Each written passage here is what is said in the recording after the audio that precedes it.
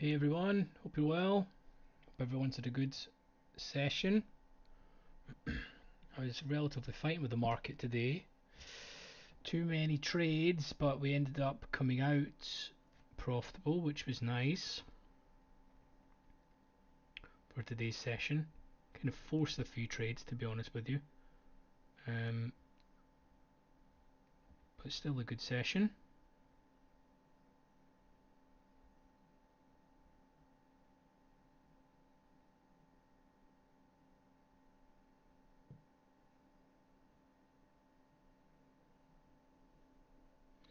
Hey Chris, hey Daniel. Yeah, buddy. So I'll run over the trades that I took today.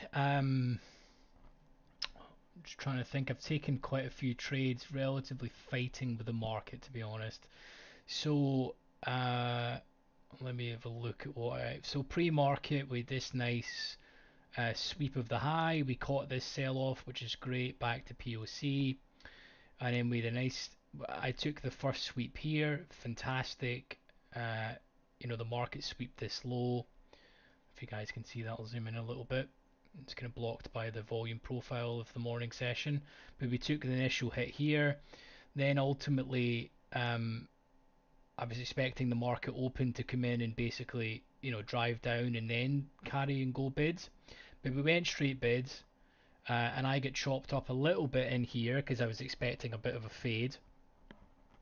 So we took a couple of small stops in here for like 5 or 6 ticks. Ultimately, um, this trade we caught, which was glorious, we were wanting to see if the market would go up to our bigger green rectangle box to sweep, but we sweeped here by a couple of ticks and we caught this sell off down to about, I think we got out about here.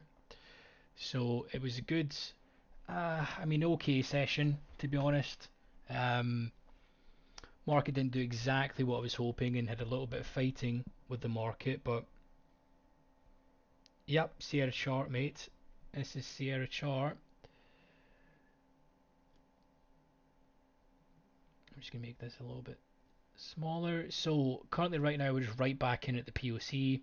Um, this is a market profile where the A and B session is the first hour of the day, where the initial balance is set, and then we did the sweep of the high, pretty much where last week's high was. We just sort of probed it a little bit, and then we sold off. Now we're just back in the range. So ultimately, what I would love to see in the most classic fashion of a day, which happens when there's no real data points, is we somehow come down here to our fourth VWAP band. We just sweep the pre-market low and then end the day back in balance. So if we do get that set up, we will probably take it. But right now in here, we're not really looking to do too much. We took two trades in treasuries today, one stop out and one win, which is I think we pretty much broke even in treasuries today, so it's not been too bad. We'll clear the DOM so we can see the recent action, and we'll also clear the delta as well. So what trades did everyone take so far? I would note at the moment this is the breakout of the pre-market high. We're just retesting right now, so it's going to struggle to break this level. Yeah, Chris, I do. If you want to join the Discord, um, I can give you the template. Depends what you want. We've got tons of templates. We don't charge for them or anything. We just simply ask for your time, and we build a good community here. If you want to support the channel, then you can choose to do so if you like. But we've got tons of templates. You can have the exact template I've got here. If you've not yet got a subscription or signed up to Sierra, there's a link in the description here where you can get a 2-week free trial, as well as you don't need to put any credit card information on or anything. You can get a free month of package 12. I don't know if you're trading prop or you're trading your personal accounts, but you can basically connect up to Rhythmic or to Teton routing, if you're with like Stage 5 or Edge Clear. But we'll help you with all the chart books and stuff. They don't cost anything. So if you want to join the Discord and Let me know what you want. We've got heat maps that are built for ES. We've got market profile, and we've got the DOM configuration here, which is exclusively how I tend to execute my positions. So feel free if you would like any of that. Now I'm just going to recenter these. So right now this is, I'm not really going to take this position to be honest, but this is a key level. So this is the first real retest of the breakout. NQ is dropping down, so we're looking like we're gonna try and go down, but we're seeing a lot of absorption here at the moment. So if sellers do, you can see there's a lot of negative delta coming in. So this is the classic break and retest now that we're getting in the middle of the session. To be honest, I absolutely suck at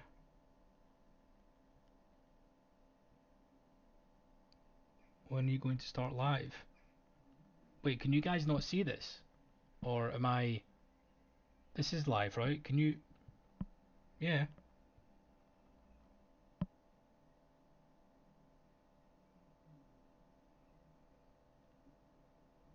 Oh, you're in Discord, right? Sweet. So just let me know what chart books you want and stuff. If you want this whole chart book, then let me know. So we're seeing this absorption here. Ultimately, we're seeing the bid being pulled ever so slightly. NQ's ticking up, and we're seeing a slight tick up in the Russell and YM. Now we're going to need to break this level where there was a huge amount of selling come in to basically break this low. So the market's going to need to break here, which is the low volume area of the session. You can see the market just broke down, regular trading hours, so the market's going to need to clear here. You can see from the recent video they are they are trying to engineer some bids at the moment with how much they're flashing on the DOM. I suck at retest, to be honest. I'm much better at fading and sweeps. So nice, we're seeing the bid being pulled here aggressively. So if we can get some size come in, there we go. So the bid and retest is working quite nicely. We need to break this level. If the market can break here, then we're likely back up into the point of control area. So we'll see. I'm suspecting the market's not going to continually go bid. It's going to struggle to get through here.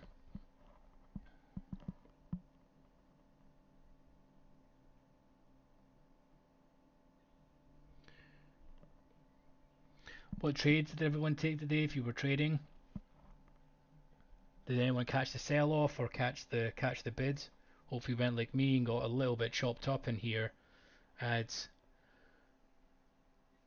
had some profit on the table, but the market never really dropped. So I was looking for about 10 to 15 ticks, and it maybe gave me about 6 or 7, and then we ended up taking a few break evens and a couple of small stops.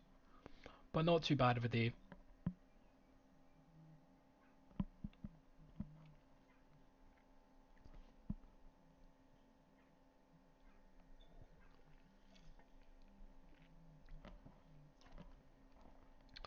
If we put this to a composite profile, you can see now we're kind of creating a sort of double distribution bell curve. So the market's going to need to break through this point of control to retest the lows, which it doesn't really. It looks like we're probably just going to consolidate around here for a wee while.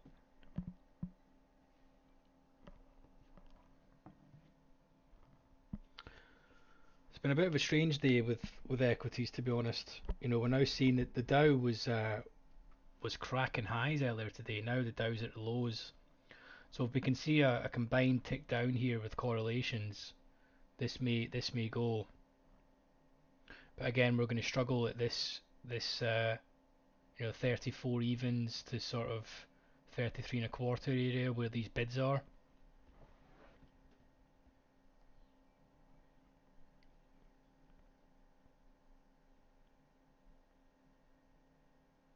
We are seeing the bid now been slightly pulled here, and the offer has been stacked. So we'll see.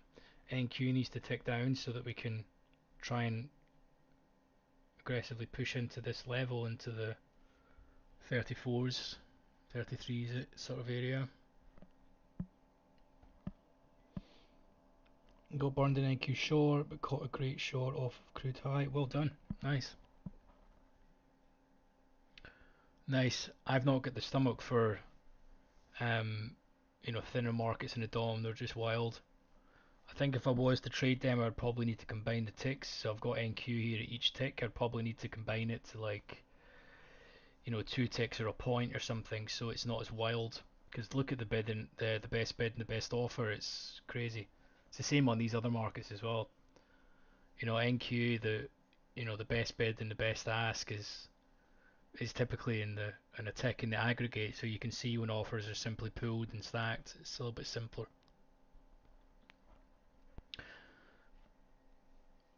But yeah, one of those days for cutting losses, and eventually when you do get the correction, it runs quite smoothly.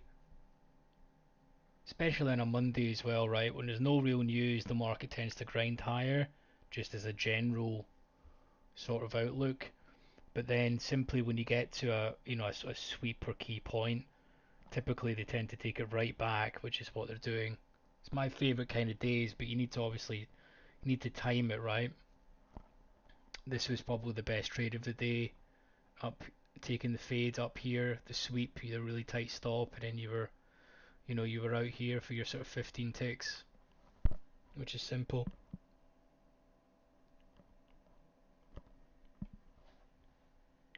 Paid too much commission today. Okay, there's NQ going. So it needs to continue. We're going to clear this and see the fresh. Okay, so if NQ continues to hit the bid here, we're ticking down. The bid has also been pulled right now. We need to break this area. I didn't know. Oh, they're stacking here to try and see. I don't know if those bids were pulled. I think they were, which is right with the theory that they're trying to engineer some buying, to be honest with you.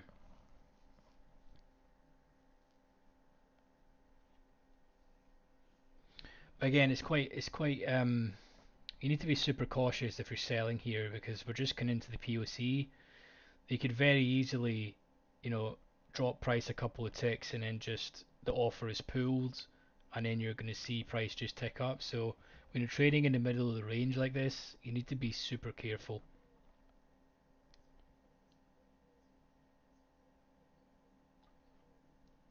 And it's hard to define your risk as well, to be honest. I mean,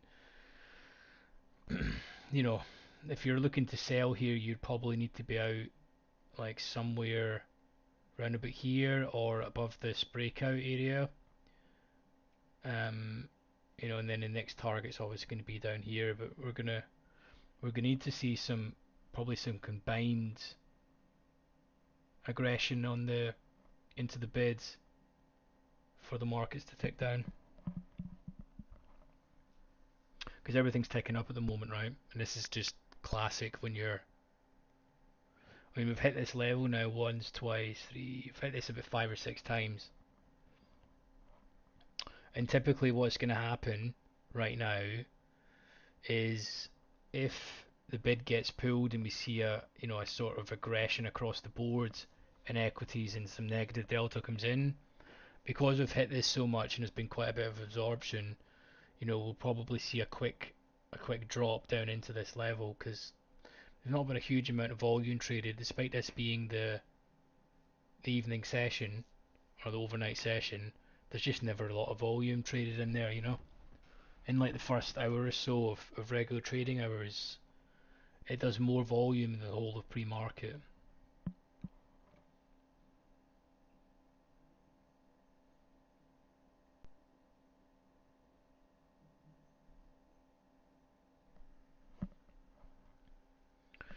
So we like to try and catch the last couple of hours. If any trades appear, then we'll potentially have a stab at them.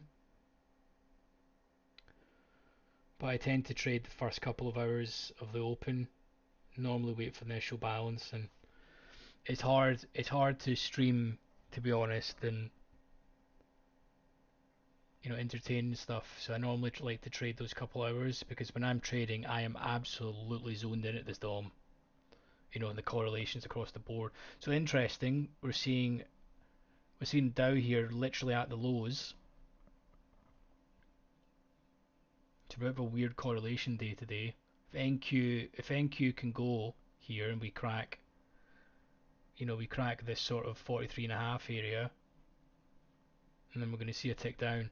So if we can see some aggression come in the bids, we're seeing the bid. If we can see some aggression, then we're likely going to sweep here quite aggressively. NQ's going as well.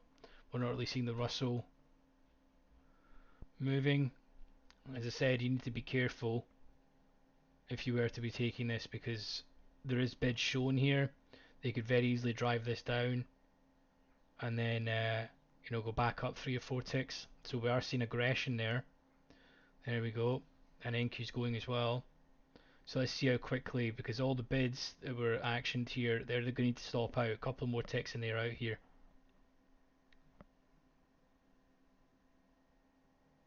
So it's 300 absorbed on the bids.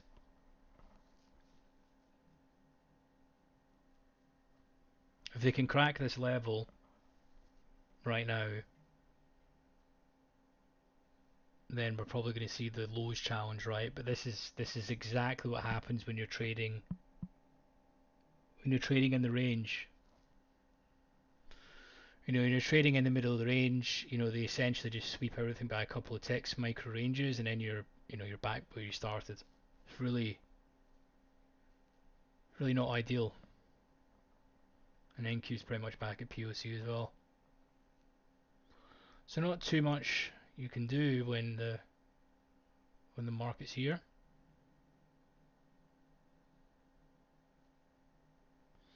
We are seeing Delta drop down. Considering I think when we're up here we were like, what was it, 13, 14k delta in a day. So if we aggressively hit into the bid more, we're going to see some long liquidations. We first need to break this 33.5s. We can break here with some size. NQ's going. We should be going now.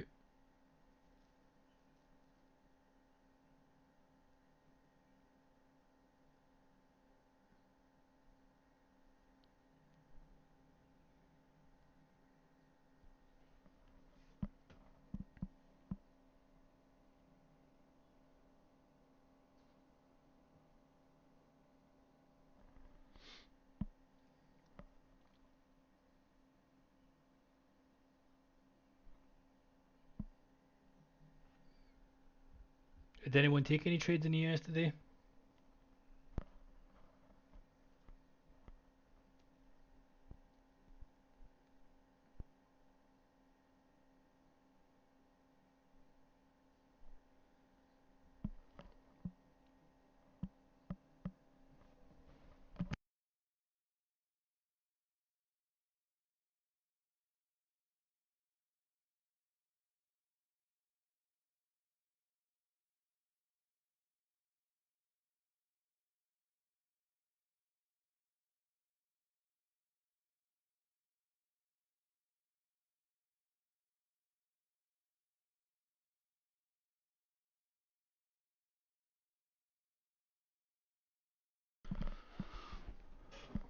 Interesting. Let's see what's happening.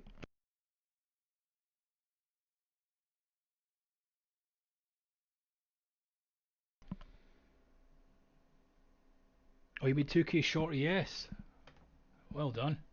It's a cracker.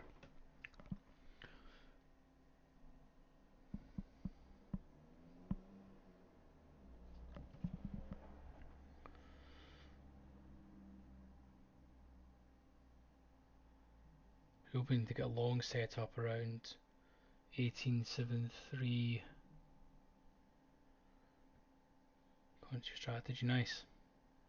I take it you're trading NQ.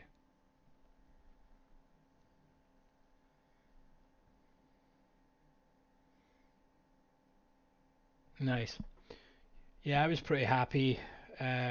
Just been able to take this down. I mean, obviously it goes without saying that you need to, that this pullback happened and then it's just dumped from there, right? But it does look like we're wanting to go down at the moment. So this is the problem when the VIX is so low. You know, you're not getting this. You're getting this like gradual, pull down. You need to be holding on to the trades for, for quite a while. I mean, this trade, if you shorted this here, for example, you've been in this trade now for like 25 minutes, and that's the problem when the VIX is so low.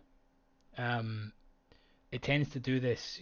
Some aggression will come in on the sell side, so we'll hit into the bid. The market will tick down 3 ticks. They'll see the bid will start to absorb, and then it'll just uptick. Like three ticks, and then you're back to square one. It's hard to trade. You're not seeing 10, 15 ticks really quickly. You need the market correlated to do that, right? So for us to have a smooth dump down here, we're going to need to see all the markets move at the same time for correlations. It makes the most painless trades. Otherwise, you need to be prepared. If you're taking a short here, you've been in this trade for like 25, 30 minutes, to be honest. And my sort of outlook on this is, look, if you're looking to get short, you need to be timing it correctly with the order flow that's coming in, because if you're anticipating that this is going to break while you're shorting here, if you're sitting in it for 20 minutes, the longer you're in that trade, the less likely it's gonna go down. You know, it's just my opinion anyway. Because the more selling aggression that happens, the more the bid absorbs. Then all it needs here is like the bid to be pulled right now, and then we're right back where we started. This is exactly why you need to be careful of when you're taking shorts or aggression in the middle of the range, considering we're bang smack in the middle of value in POC, right?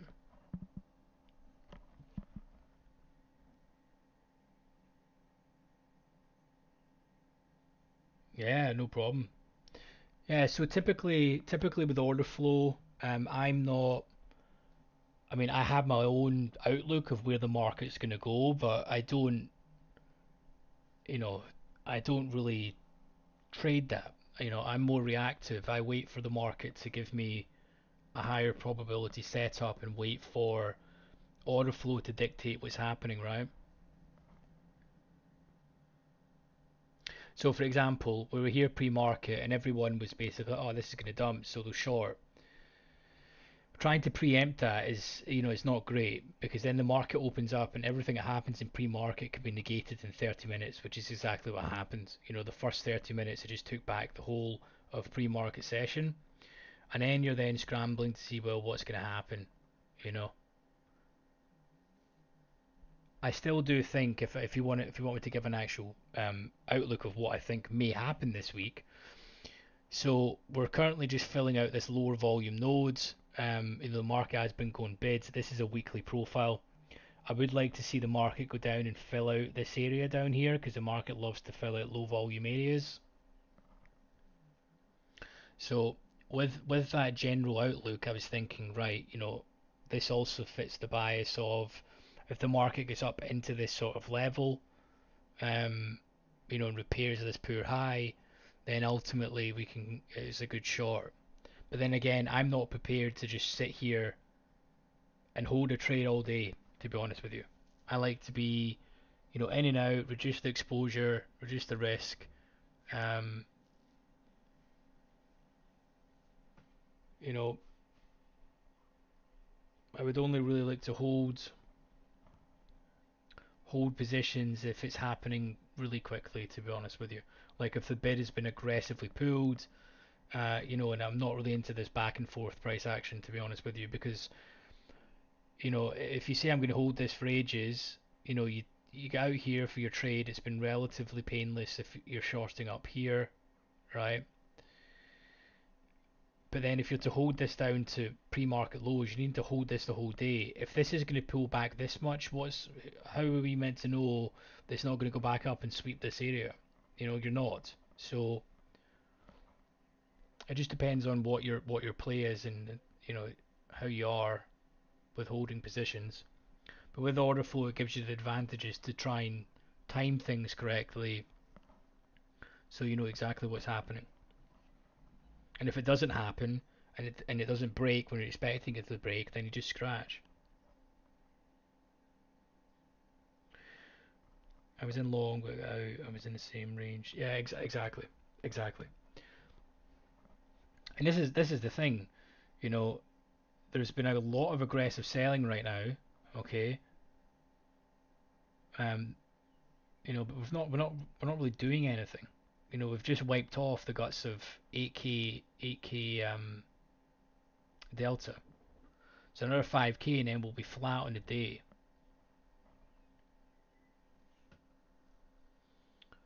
And they are trying, sellers at the moment. And the Dow is at the lows. We are seeing everything slightly tick down, but it's just no follow through. And no follow through is exactly what happens when you're at the POC and the VIX is this low. Like you just can't be expecting this to shit itself. It's just never that easy. So if you are taking these trades, you need to be pretty cautious of what's happening.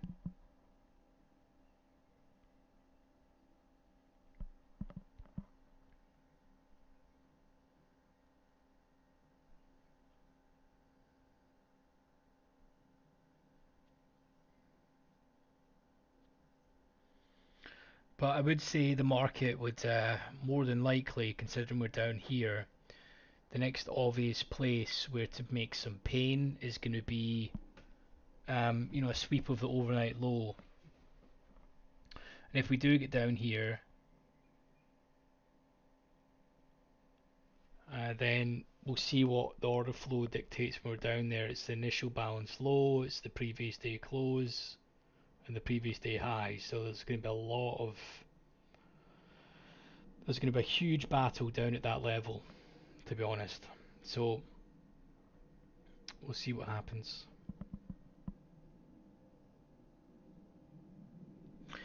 Okay, so right now I would not be looking with my assumption that we're going to go down to this level at some point, and I think because this has been consolidating here for a while, if it does break here, we're going to hit here pretty sharply because this level is pretty untraded here for the regular trading hours. So for there to be a long position, I would want to see the market drop. The more aggressive into this level, the better. To be honest, I'm not a huge fan of when the market just grinds down slowly. It's like the grind of death. Um, but ultimately, to get some longs, I would look for the market to come down into this level. I want to see a blip and sweep of price. So on the DOM, you'll notice when it gets down here, the bid will be hitting too aggressively, and you'll see a sweep, and then you need to see a quick snap back, and ultimately you want to see the offer been pulled, and the bid been stacked, right? And coupled that by what will normally happen is NQ will aggressively go down first, it'll snap back 15-20 ticks, and then you need to see some absorption at the lows, and then we'll probably try and end the day back in at some sort of POC, or we'll just consolidate around here. But if we go down here and we just absolutely slice through price and there's no absorption, then the DOM will essentially tell you that. But if we do get down aggressively into here, the market will probably tick down. Sorry, it'll tick back up probably 6 or 7 ticks straight away. Especially if it goes down here aggressively, because you're going to get some. You've got different orders in here. You've got market makers who are going to start working the bids, and that's the market makers we covered in the latest video. Rather than everyone saying they, I've actually told you who those firms are. They'll start working the bid. There's going to be stop orders down here as well. So if we do break this level successfully, we're going to start seeing some aggression into the bids, and then we should hopefully drop. So that's what I would ultimately look for taking long.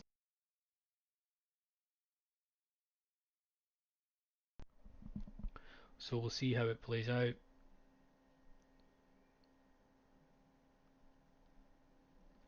We'll split this profile out now.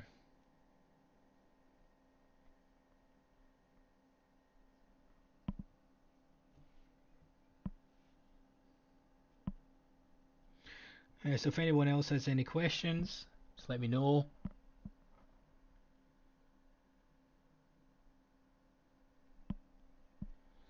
As to what you're seeing. Yeah, you guys notice what I mean, right? When this is dropping here, it's not dropping cleanly, despite you're seeing a tick down in equities. You know, you want to see like this. This is it. This is exactly what you want to be seeing. There we go. Okay, notice then it goes down. We'll tick down a few here, then the market will kick back up.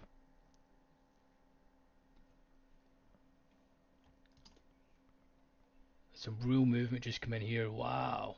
Here we go. There's a tick back up. There's a bid been worked. So there it is. This is order flow. You see that coming in, right? They're just aggressively hitting to the bid, and there's a sweep. I wasn't expecting this to happen so fast, to be honest with you. But that's the play. So if you put your initial target down here, all the stops have just been triggered. They've instantly hit price in, and the bid has now been worked. But sellers are getting really aggressive right now. But this would be the trade. You're getting in really quickly. You know, you're going to get steamrolled sometimes, but that would be you out for your 10 ticks. You know, that would be the play. But do you notice how they're doing that? Because the market consolidated for so long, everyone that bought, their stops are going to be down here, plus everyone, it was just the buy and hold strategy, right? For the day. You know, I didn't expect this to happen so quickly, or they're probably taking it.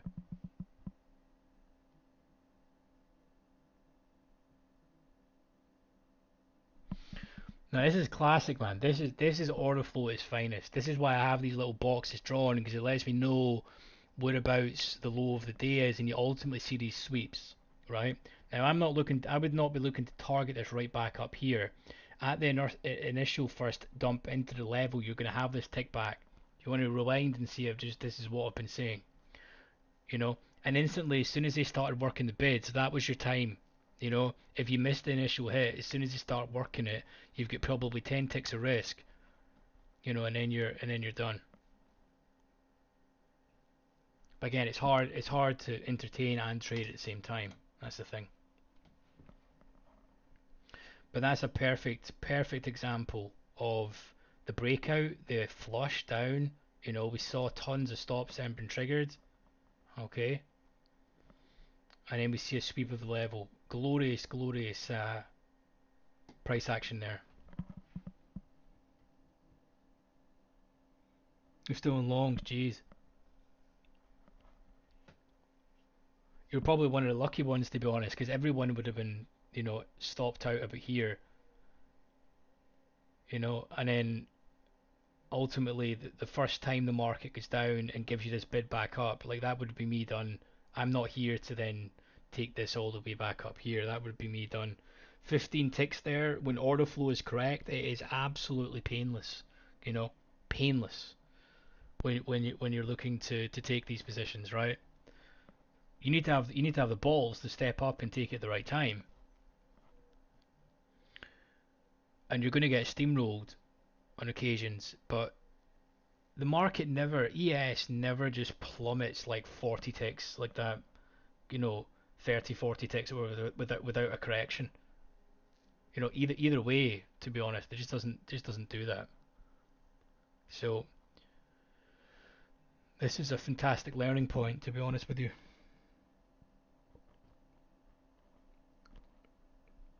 Your TP is 749. 749, so your TP's, well, way up here.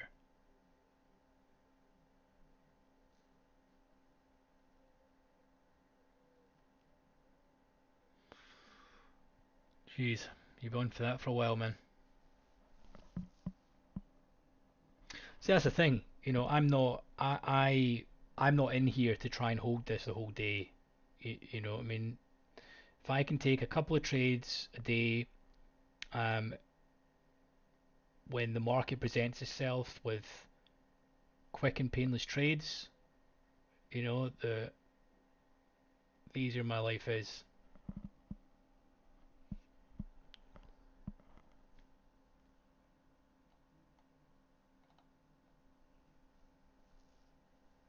And now when this happens, right? Now that in my opinion, after that sweep happens and now we went back up here, this is now anyone's game. For me that was the play, and then it's a sweep back into the level. That's the play done. You've got your somewhere between 10 to 20 ticks there. That's it done. You just need to do that once or twice a day, and that's it. You scale up from there, a couple of contracts, and you're done.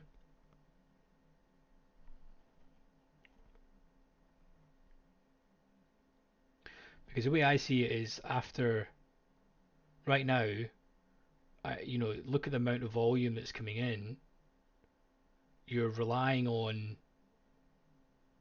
all the major firms to start buying here, and you need the offer to be pulled massively. You need an uptick in the whole equities. The most likely setup now is we just chop about, to be honest.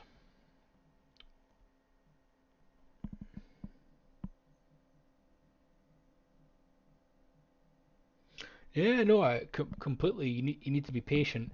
The way that I see it is, the patience is in waiting for the trade, not holding it while you're in it. Because with order flow, when you can get to see exactly what's happening with all the orders that are coming in, if your theory is correct, this guy's flashing 50 lots here, the bid has then been stacked. Okay, if your theory here is long, the market should not really be taking out this level. I'm just using this as arbitrary, right? But if you're thinking that the market's gone up and the offer is weak here, right, the market should not really be coming down. Okay, but it is. So, I believe the patience is in waiting for the entry. You get paid for your entries, not for holding a bad trade. Because if you hold the trade, I'm not having a shot at your position here, by the way, man. I'm just talking from the cuff. I feel that anytime that I get in and hold a bad trade, I shouldn't have been in it anyway. I should have just cut the loss, for probably 10, 15 ticks or whatever, and then just re-enter later. You know what I mean? That's the way that I see it, and the patience is in, waiting for the really good entry instead of holding the trade. But then, seriously, man, I've been doing this for years, and my trade management needs to be worked on as well.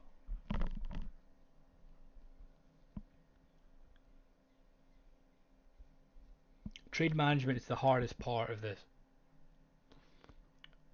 and I would rather just be in and out of trades, painless trades, um, and when the market's specifically given an edge, to try and make 10 ticks or something. Repeat that a couple of times a day, or you make, you got yourself 100 ticks a week, then that's all you need, especially on ES as well.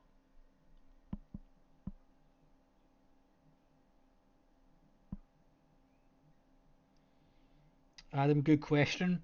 So I always advocate having hard stops in, um, because if you meet me personally, I try to not always take. So my hard stop is 15 ticks. Typically, I'm never taking a full stop. If I'm 15 ticks offside, I'm completely wrong, to be honest. Specifically when I'm analyzing order flow, and I'm waiting for a sweep, my risk is pretty tight, so I normally shouldn't be taking a full stop. Um, I would say I try and let order flow dictate my exits as well, but typically when the VIX is this low, I'm relatively quicker to grab the profits at, say, 15 ticks, just because how rotational the market is. It'll drop down, say, 5 ticks there, right? And then you're back up at entry. When the VIX is this low, you're not seeing this continual slamming, like this that was seen. That this one play, the market making firms have been waiting for this play all day. Like this is exactly what they do. You know, consolidate price up, aggressively smash it down, and they've just taken tons of the liquidity there, and now they can start gradually working on the bid, you know. And this is seen by their stacking here, right? Notice if these orders are pulled when it does get down. But that's what they do. One of the things, if you've not watched the video on, how to, why you're not profitable and so on, it's just simply down to a mindset, right? And understanding how the market ebbs and flows. So we're seeing the bid being pulled right now like this, but then, you know, what typically tends to happen is exactly this. The market aggressively drops 4 ticks, then it's back 4 ticks, you know?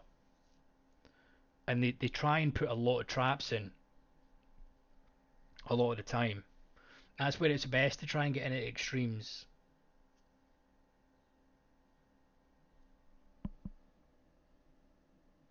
But for stop levels, I just try and take the money when it's there. Now, and if the trade is not going my way, I have like a mental countdown in place. I'll hold the trade if it's going in my favor, but if it's not going in my favor, then I'm not. And see now, after that initial hit here, if you missed it, I would not be looking to take this long now. I would need to see shit tons of absorption in order for that to happen. So we'll refresh the delta. We see everything is slightly ticking down. If NQ goes down, then we're probably going to go down to these levels. And we'll draw another. Let me just draw out this level here. And we'll see, because everyone has now went long in here, the new stop is now down here. So they could potentially, if they were looking to drive price up more, I wouldn't be surprised if they're going to do one last sweep as an example. But because what you need to understand is it's the same firms literally work the bid and offer. They work the same. It's not like you and I when we take a position. Um, we take a position and then we're either long or short and we need to hold. They are not doing that. They're just not doing that. That's not how they operate. They're continuously working different products, different markets. The underlying options, futures. They'll be hedging across the board, and they throw in tons of traps as well. So look at this, for example. This is a game. So someone here is flashing 500, right, to try and engineer liquidity because people or other algorithms will see this and the market goes down here, they'll start buying because there's support behind them. I would be surprised if the market gets down here, this will pull. So they try and do it to engineer liquidity, into the offer.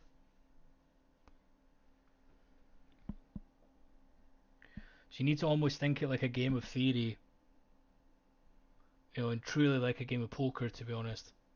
Because they're never going to show you their hand, right? They're just not going to do that. Would you do that? Put yourself in their shoes and you had thousands of contracts to execute. You're not just going to go to your terminal and just bloody press sell 5,000 contracts, are you? You're going to start saying, right, if I start feathering into price here, I can drop it down a little bit. I can flash on the other side to try and engineer more people to buy so I can get my sell fills. And then ultimately, whereabouts can I get out? If I've been selling on the day, whereabouts can I get actually out of my position? Because I can't get out normally like you and I. You know, you would need to try and get out at a swing point. And that's why when you see the market come into these levels, they always have a pullback because there's tons of orders executed, there's stops executed, but then large firms then get to execute and get out of their sell positions, and then they can instantly flip and work the bid like they're doing. And notice how this, I was too busy talking, but that 500 lot's pulled. I don't think it was filled either. So they do this, and this is where the DOM comes in, because you can see them playing games. And they always do it at key levels as well. And if you guys don't trade OrderFlow, that's absolutely fine, but you just need to be aware of the type of action that is going on, right? Put it this way. My opinion is buying this support would be mental, right? The first time. You would always need to wait until you get a break of price, because if the price is here, they're always going to just drop it down to take the orders below, you know.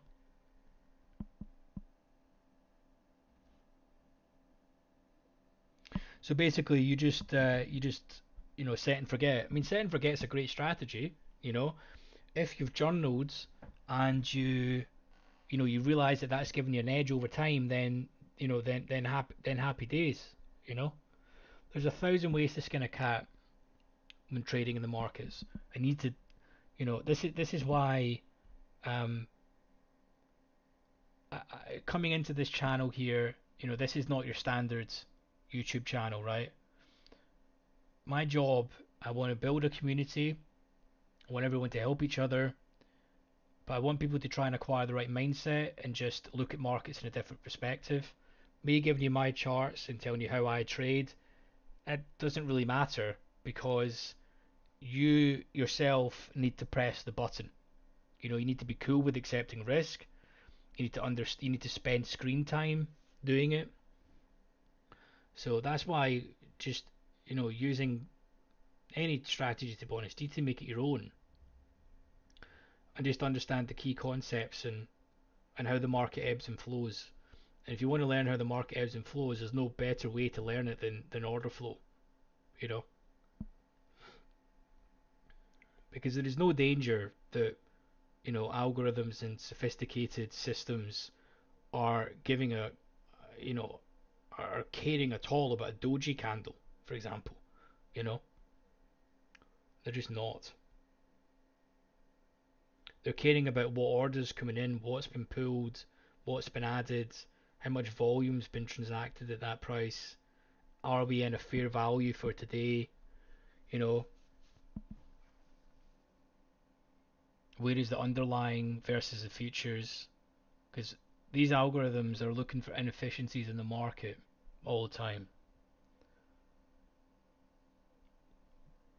And if they get too out of whack, they start looking for a mean reversion.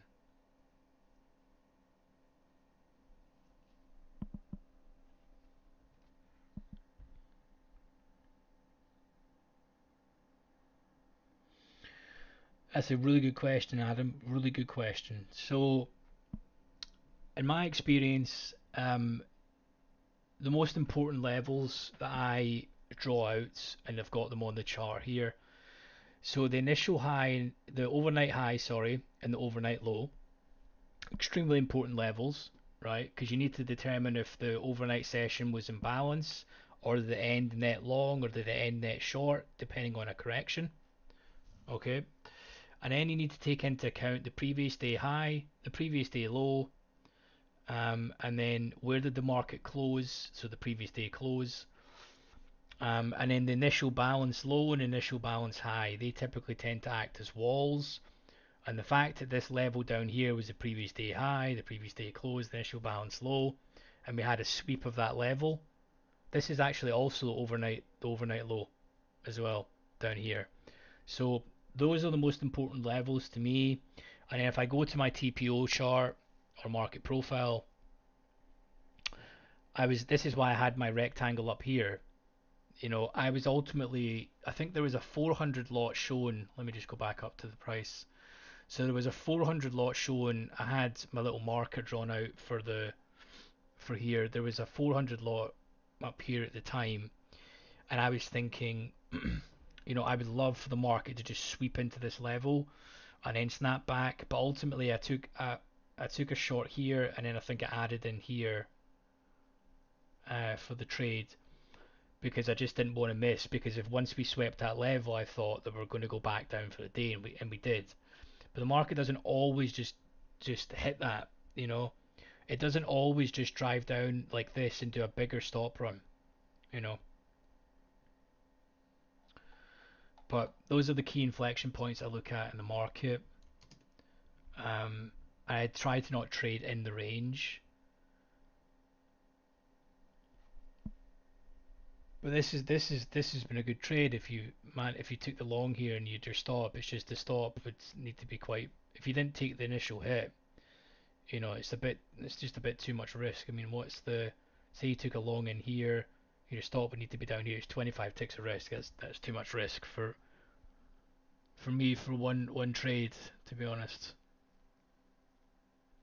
I would ideally like to try and get a hard stop in round about the 10 to 15 ticks. That's just me personally.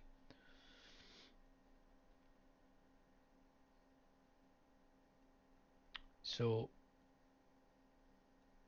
yeah, now we're just completely imbalanced, to be honest. I did say that the classic sweep of the low back into the range. Kind of wish I wasn't streaming, or I'd have fully concentrating to take that, but here, if I wasn't streaming and I was zoned in, I would have probably taken that trade. I'm just going to extend this, but this is pretty much it. That's the key levels that I look at, and then I have volume profile is then split into two different sessions. I have the evening session, its own profile, is to see what was the point of control. Right now we're just at the point of control, and this is the point of control for the regular trading hours. I think the market where it's got this little, extend this. The reason why this is here is because this is a low volume node. I'll go to extend drawing. And you see this is a really low volume area. The market has swept through it twice. We swept through it here. Initially first touch, just went back from it, and then was just aggressively sold through it.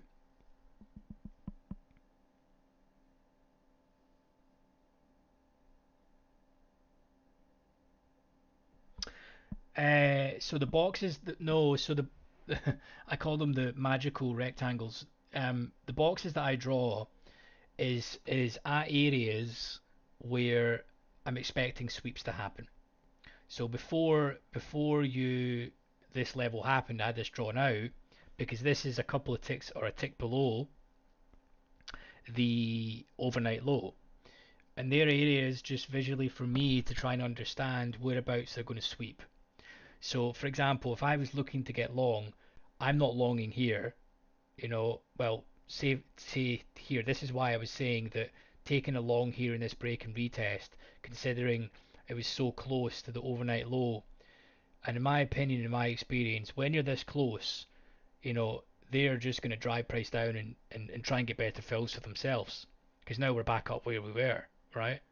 You were looking to take a long, you'd have been stopped out here, you'd have been paying, you'd have thrown your computer out the window, terrible day. When actually, if you just wait for them to drive price down and look to take a long, you've got a much better fill. They will do this all the time. If you go back on a chart and you draw out these key levels, it doesn't need to be at the exact streams. They'll do it in micro ranges as well. But I'm not a big fan of trading in, if we go to TPO, we're right back at the POC. I've not got the stomach for trading at the POC, personally. Too whippy, it can go 5 and 6 ticks easily one way or the direction. You don't know your arse from your elbow when you're trading POC level. It's just so much chop. It's the level where the most business has been conducted. Um, and you're just expecting to be thrown around, right? I want to get in at levels where I believe there's an edge. I believe where it's going to be painless. And if I'm wrong quickly. And if I'm right, I'm right quickly. You know, that's what I would try and do typically. So hope that makes sense. From the load, some of the boxes drawn from low traded areas for TPO. Um, so TPO, you're specifically talking about market profile here. Um, would I just simply take a low volume node or singles? No, I wouldn't trade them on its own right. Ultimately, the chart and where I see stuff on the chart gives me the sort of trade plan and thesis for where I would look to execute. But then I do not take any trades unless I see, order flow confirm that, right?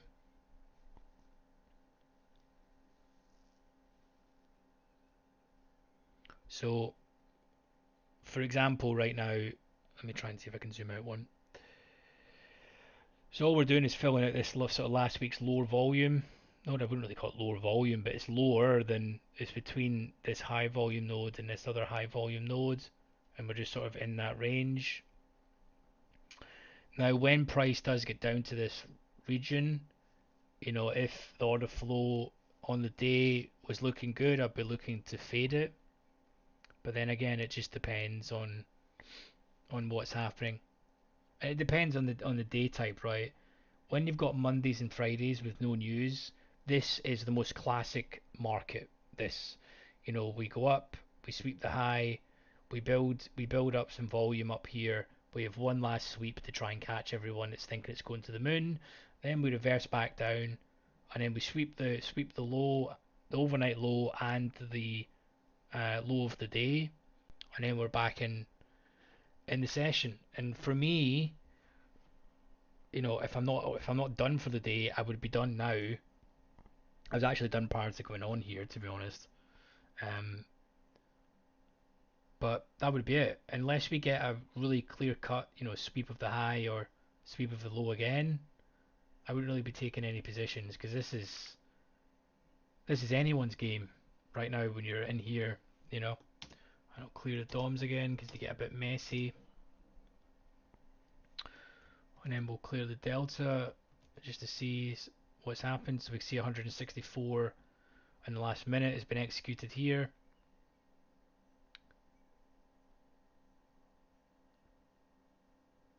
We can see how the correlations work, right? NQ is dropping, and we're also seeing ES drop down, and the bid has been pulled. Okay, but when you're in this level, of course, like I was saying earlier, you need to make sure that it's just hard to trade because ES will always drop down 3 ticks and then back, and then it's hard going. So good questions, to be honest, guys. Good questions. Do you guys look at market profile and volume profile when you're trading? I'm a big market profile fan. I just like to view the market in that way, to be honest. I think it removes a lot of the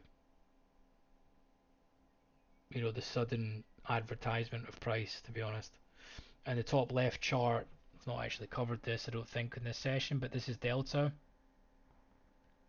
So this measures the difference between the aggressive buyers and aggressive sellers. By aggressive, I'm meaning market orders. It doesn't take into account limit orders. And then this is a Heikin Ashi chart currently set to 5 minutes. So Heikin Ashi just simply removes some of the noise in the market.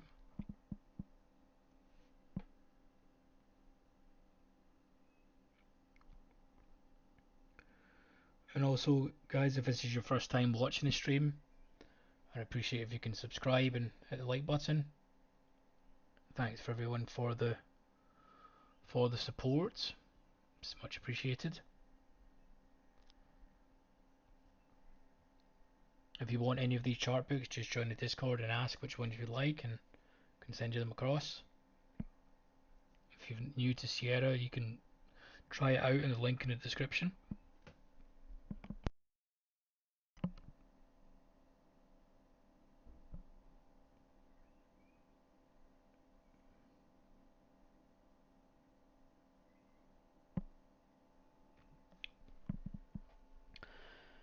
The naked point of control, no, I don't.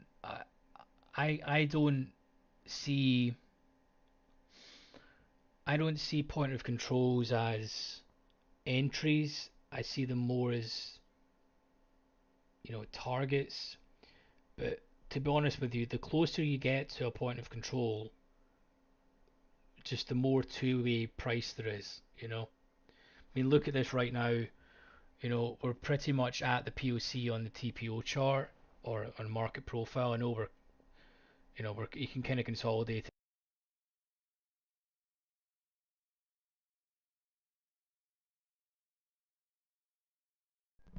Sorry, my mic just died there.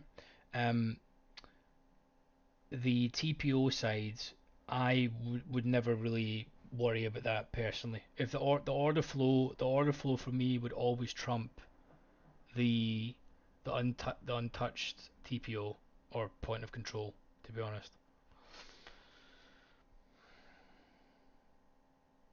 If anything, if you're taking on some risk and the TPO is below that, and you can get your entry where the TPO is, if it's below, then fantastic, because in my opinion, you're going to see a reaction off of the TPO. To be honest with you, but this happened really quickly, so you had to really be on the ball. To be honest, sometimes you're going to get run over if you put a stop, but if you set uh, an entry a couple of ticks below this level, it's very, very rare that the market will um, be this far away from the low of the day and then just absolutely obliterate through price and not come back. It's extremely rare that it does that. Now, on the contrary, if you were down here, right, and you were if you were down here and you were absorbing price, and then the market hit the level, completely different story, completely different, because they've now gathered more inventory and more positions in order to start hitting it,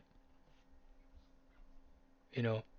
So when one of the things I would say is a lot of people get scared when the market aggressively hits into level. In my experience, it actually is better when it goes aggressive into level, to be honest. If it's a key level and the trade's going to work and it goes aggressive into it, it just means you're going to be right quicker.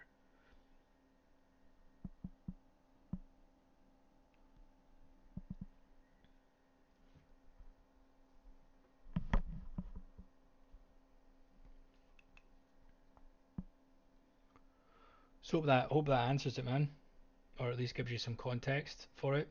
And when we start a new week, I typically consolidate all of last week's um, days into one weekly profile, just so I can see what happened in the last week. But then obviously on this chart, it tells me where the previous day high and close and stuff was. Because all the market is doing, right, is simply going to areas where it's working the bid and offer. Um, whereabouts can you get the best fills? You know.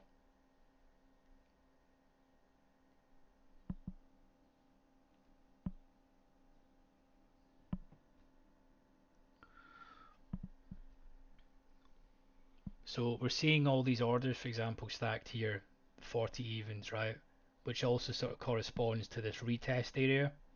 So we'll see how the market's going to do it, but NQ is now pumping here, so we're seeing an uptick in certainly on ES, and everything else is slightly upticking. But ES is a mean market, man. When you're trading the VIX. I don't know if you guys look at the VIX. Let me bring this up quickly. You guys can see this. I need to probably download some historical data, but the VIX is so low. It's literally near enough at all-time lows here. It's so low. Um, so you cannot expect when the VIX is this low, which is just the fear index, uh, for you to just get the market going 20, 30 ticks. To be honest, you're going to get it goes up 5, back 2, up 3, back 4. This constant indecisive, and it's just large orders getting filled.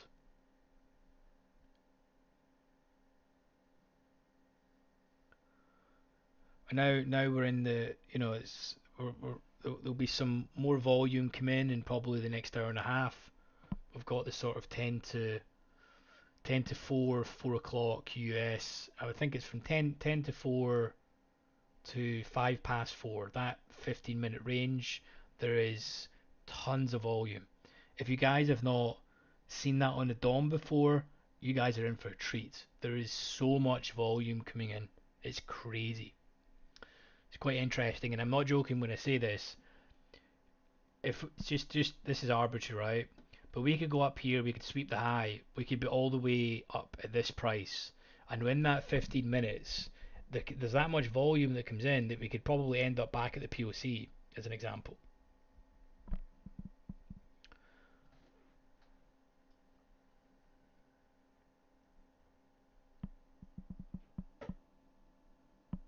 Hi Vic, how's it going?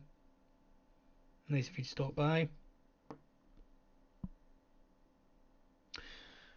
Adam, you've got all these good questions, man. I like it. Um, so I prefer to trade ES. I trade treasuries as well. Treasuries is a completely different beast. If I'm not feeling great on ES of a day, or if it's nothing, I'll potentially look to trade treasuries where my risk is capped. Uh, and it's just a much slower market. It's much more chilled. I don't need to be so zoned in. I don't know if you've ever looked at treasuries. I'll bring it up in a second. But I mainly trade ES if I'm to trade the indices. I don't trade NQ. Literally, NQ gives me a heart attack. I find it extremely difficult to read. Absorption happens over like a point, whereas absorption in ES, you can see it extremely clearly. Um, and also ES NQ can move like 20, 30 ticks at the blink of an eye. Um, so not my favorite market. I prefer to use NQ, Russell, and the Dow for correlations. Um, as correlations are extremely important. If the whole market's going bids, then I'm not fading. If the whole market is selling off, I'm not fading. It's nicer when correlations are sort of in play there. And it helps for breakouts. I am not really a breakout trader, but my experience for breakouts to happen on indices, you need to have all of the markets going at the same time.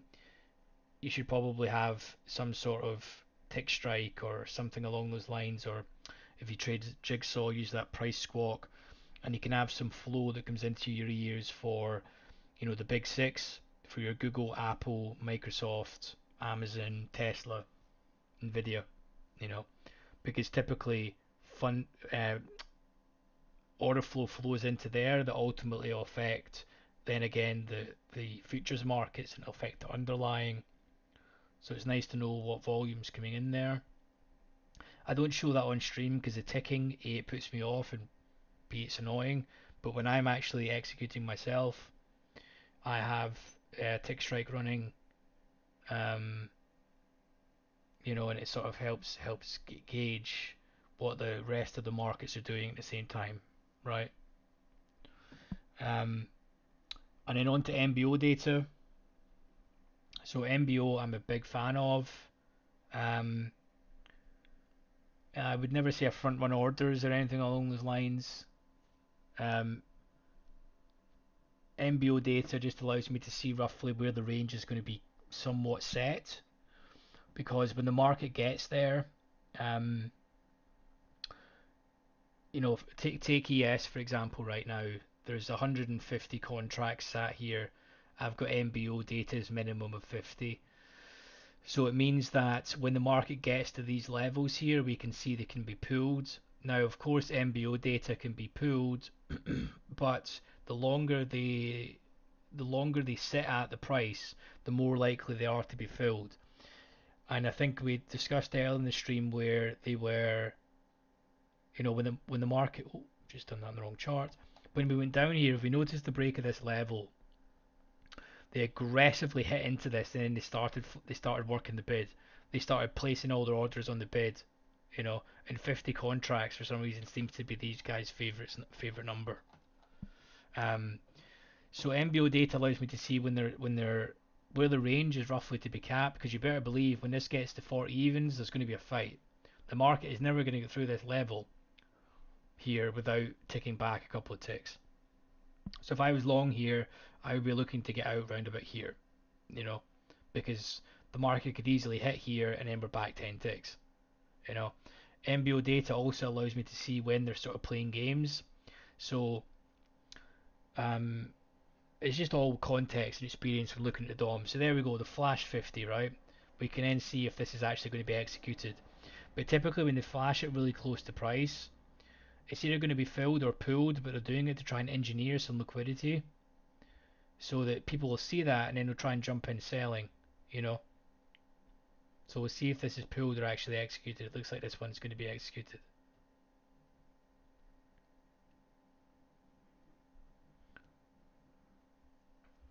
But yeah, I have it on all the markets just so I can see where there's going to be a rough sort of stoppage in price. Because you don't know, this is the thing, we don't know, you're just best guessing here. You don't know that there's going to be an iceberg behind this, right? This would be the first sign of an iceberg. Someone shows 50 lots, you know? And typically what happens is, because someone's showing 50, people on these prices know, like right, there's someone behind me with some size, so I can potentially get in here and start hitting aggressively. But this could be done by the firm itself because they know that, and then they can try and get another couple of ticks down because they need to try and work their orders, and then they could flip it and then pull this order. So, you know, you need to start putting yourself into their shoes, man. What would you do? Because I can tell you one thing: if I wanted price to go down, right, I would be flashing here, and then people would be selling in, and I could then start getting out of my positions. Then I'll start flashing the bid. You know, I would be doing that all day if I had like thousands of contracts at my disposal. Because you would need to, right? Because you can't just go in and start dumping. And that's why when the market's really close to highs and lows of areas, they're probably thinking, you know, you buying just before a low of the day, in my opinion, is madness, right? Depending on the context, right? But if you're right below the low and you've had some absorption, those firms are probably thinking, you know, right, it's probably going to cost us maybe what, 500-600 contracts to smash down the low here. We can then instantly get out because there'll be orders down here that we can quickly flip our position, and then we can get out of our shorts. Then we can instantly start working on the bid. You know, we can then absorb in the bid and then start flashing there so that more people start coming in. You would do the exact same. You need to start thinking about, just have that in mind for your levels. You know, and it helps. It just keeps you more sane, in my opinion. So that's probably a long-winded answer, mate, but hopefully that makes sense for MBO data. It's quite important in my opinion. Also, MBO data, you can see some manipulation. Yeah, exactly. I mean, I'm not a real fan of the word manipulated, but you can see when they're at it. You know, you can see when they're at it, when they're starting to you know, play with price a little, right? And you can spot it. There was a big one earlier. We need to rewind the stream, but there was a big one earlier where 400, you know, 400 lots was flashed in the bid. And typically what they're probably doing there is they're saying, right, you know, they just lay traps all the time. But then they're also doing this on ETFs and equities and stuff. We're only watching these markets. You don't know what these market making firms, what are they net long, what are they net short, you know, are they hedging options, are they hedging the underlying, you know, what are they doing for the day? You don't really know that. But all these firms are doing roughly the same thing. And in the last video I covered the big ones there. You know, so right now NQ is dropping, okay? So you would expect price now, so the bid to be has been hit into. Okay, you would want to see some of the bid been pulled. Right now, currently they're absorbing. Okay, it's just cracked through that price. So there's a little mini iceberg going on there. You know, someone absorbed 378 contracts there. That was not shown. Someone instantly drilled into that, but then they kept on refreshing that order. And that one example there, the market just ticked up 5 ticks. You know, and then we are back at the same again. You would never know that if you weren't looking at the order flow. It gives you an indication as to what's going on, and you can see it by the flashing. And now, if price does come back down here, let's see, we'll clear this. We'll see exactly here. Let's see how the market behaves if it does get back down here. Is this guy going to go away, or are sellers going to need to get aggressive? I think it was this 32.75. Can someone remind back and tell me if it's that exact price? But let me just draw a little extended line and just watch the behavior when the market gets to this. I think it was 32.75. So watch and see if it just instantly gets pulled, but then we're seeing the market then tick off this level. So you need to see some aggression come in to see if it can break. But see, he's still battling here. You know, there's still some battling. So if they aggressively break here, we should see the market sweep down a couple of prices. So you would spot this in order flow and you just make a note of it.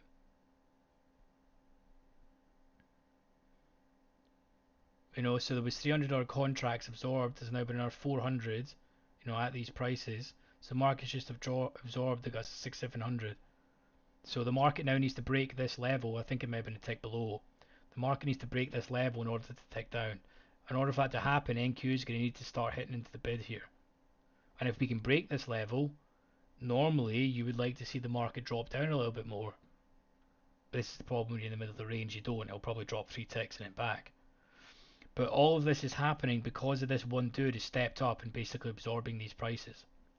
And then all this now takes is the offer to be pulled, and then you're then back up into this range.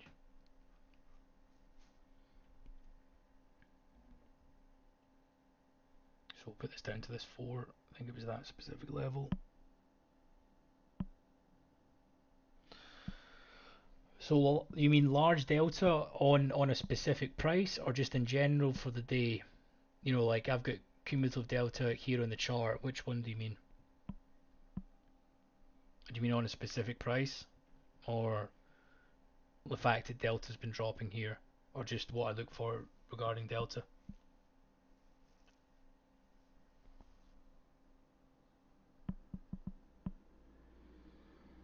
Yo, Alex, how's it going? Hope you're well. Okay, we're at this level. Let's see if they can break. Is this guy done yet? You can see how much he's absorbing. This next price, let's see if he's done. Once they do break this level, you'd expect it to flush like 3 or 4 ticks. But these two prices will have absorbed nearly 1,000 contracts here. Don't get me wrong, the offer's still saying I'm happy for there we go, NQ's dropping, there we go. So that's typically what happens when a little mini iceberg is broke. You're going to sweep down the 4 ticks. But again, because you're in the middle of the range, the market then just goes back and revisits. Do you know what I mean? I feel like I'm saying this again and again, but it's really important, you know, specifically when the VIX is this low. So now if they can reclaim this level where the 552 was absorbed, which they just have, there's a little bit of a sweep there. Now, let's see what's going to happen. But look at the amount, there's been about 1,300 contracts or something, probably more than that, but 1,500 just absorbed in these prices. And this is more than likely the same firm that's doing that. Who's got the money to continually refresh here?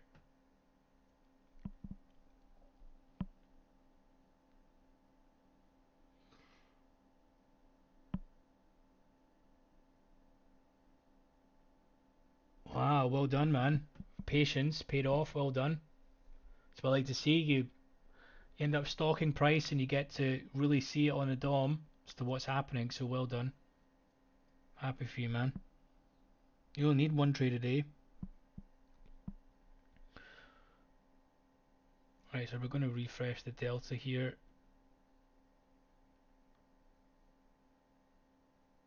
So you can see there's just large traders right involved right now. It's just the people trading the bid and offer, but the market's going to need to break, you know, this sort of range, the 32.50 to 32 evens. The market's going to need to break that range and hold below in order to go down. So if I was selling right now, I would be like, you know, pain, because I would need more people to now step in, and I need this guy to go away. I need him to leave. He needs to stop absorbing. So two things need to happen. He needs to have done his business, or sellers need to start stepping in aggressively and break his order, which they already did. 4 ticks. So, and typically for that to happen, you need to see a catalyst. You need to see all the other markets tick down, and then the ES will probably take it. But the market's just in a sort of, balance at the minute.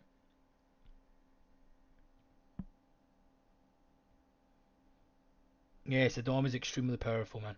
It allows you to be extremely accurate in your levels and, confirm it. And to be honest with you, right now, and we got NQs going. Let's see if it can continue down. We just saw an uptick instantly absorbed there on the offer. If this goes, we'll see ES. We'll see ES probably tick down some, but notice an uptick on them all right now. Until this level cracks, this could be any way. To be honest, it can go up, it can go down. Whoever's absorbing that price, and whoever's absorbing in the bid and absorbing on the offer, one of them is going to eventually run out of steam. I can tell you one thing: it's not going to be you or I that's going to move the market. That's for sure. Look at the amount of contracts these guys are trading, thousands, and we're executing like 2 lots. Do you know what I mean? We as retail, that's one thing that annoys me is people, you know, I wouldn't say individuals, but just collectively everyone thinks, oh, they're running my stops and stuff. They could not give a monkey's toss about 1 and 2 lot positions, man. They're trading thousands of them. Doesn't even come into the equation, you know. So if we do break this level with some size, we should see the market sweep down. We will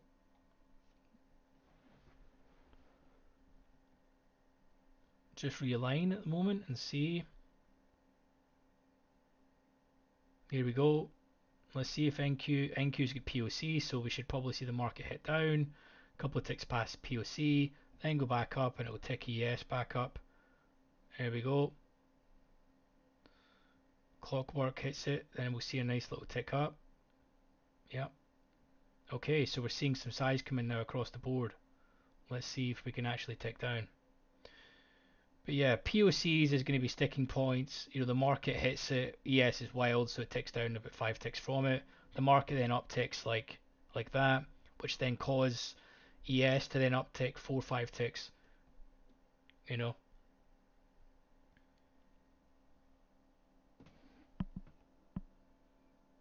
Yes, I took some trades today, man. No, I kind of I got a little bit. I'll explain my trades. I had 2 good trades this morning at pre-market, which I don't normally trade, but it gave a really nice setup. We sweeped the high here, which I took a nice short. It was great. I was out here, and then we took an initial sweep here, and I was out here. Great trades. I then traded a bit like a dope. I faded somewhere in here, took a slight stop, then I took another stop in here, and then ultimately I didn't take a full stop, which is good. I then caught this fade, and then got out about here, and that was it. I then took a break even on treasuries. I took 3 or 4 ticks, and then I had 1 trade before coming on for treasuries. So yeah, it was not a bad day. As usual, I wish I waited until the market set this out, but and then sweep this. If I only took those 3 trades, it'd have been a really, really, really good day. But I ended up getting chopped up a little bit in here. I think I maybe lost about 15 or 16 ticks, so I ended up giving back what I'd made in pre-market. But c'est la vie, you know. Just because I've been looking at the DOM for years doesn't mean that I'm always right. My win rate's approximately about, depending on the week, it's approximately 70%.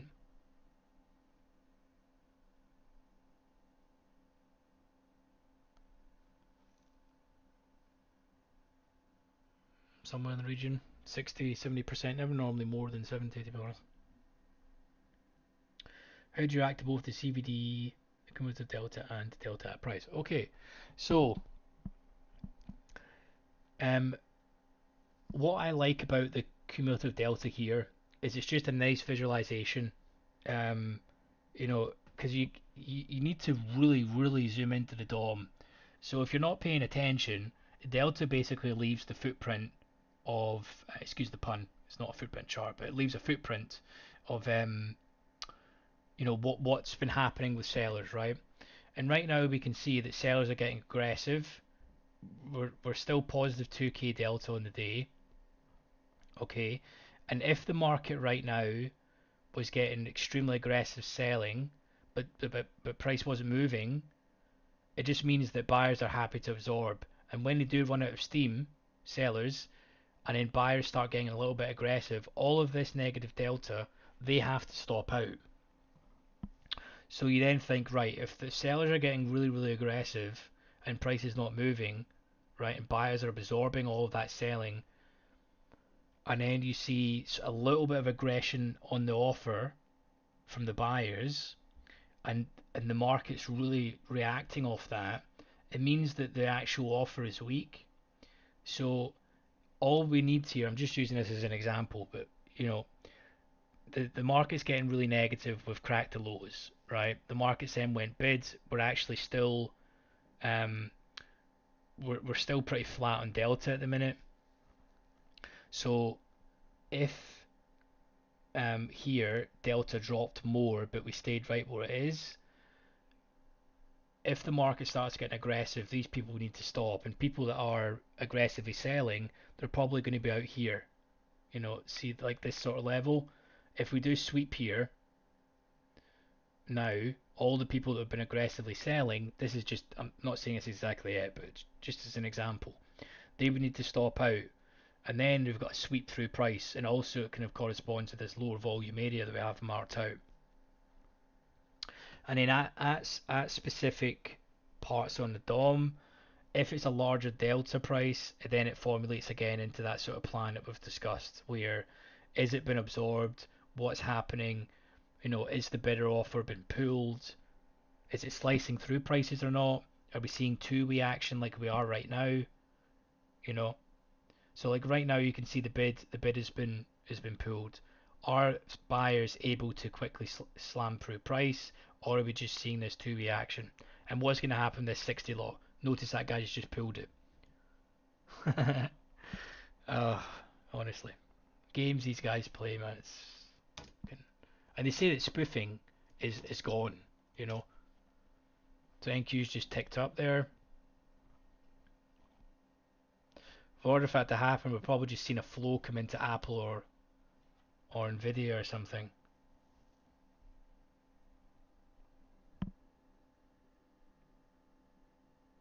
Yeah, exactly. I mean, I try and make sure that I'm always above, one-to-one risk to reward, but I'm not that hung up on risk to reward. I always make sure it's positive, um, or at least it's close to one-to-one.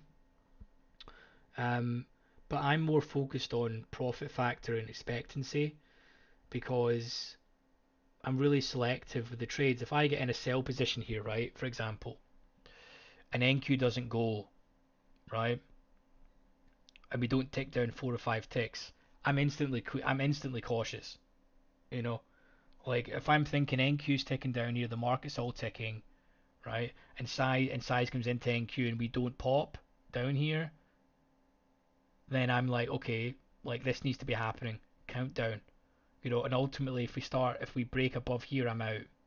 Just as an example, because right now the theory is sizes come into NQ, okay, some aggression into hitting the bid, and I would want to be seeing the bid been pulled, but it's not. It's been stacked at the moment, so you need to crack this level. You only need NQ to break here. There's a bit of absorption happening. So if NQ cracks here with some size, we'll probably see this tick down. But if I was short here, I would be thinking, okay, come on. It's nice. We're seeing a bit of absorption. It's upticked and dropped back down, but we need this level to be cracked. Okay, this is a good sign. Nice.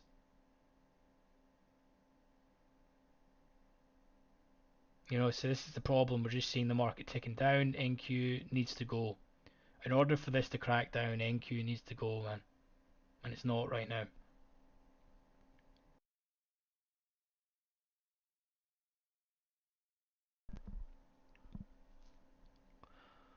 not seen a huge amount of movement, to be honest. I mean, I would never trade this because we're in the range, but you see, this is the problem. Is why I never take this in the range. You know, you're now back up, and now I'd be thinking, okay, shit. You know,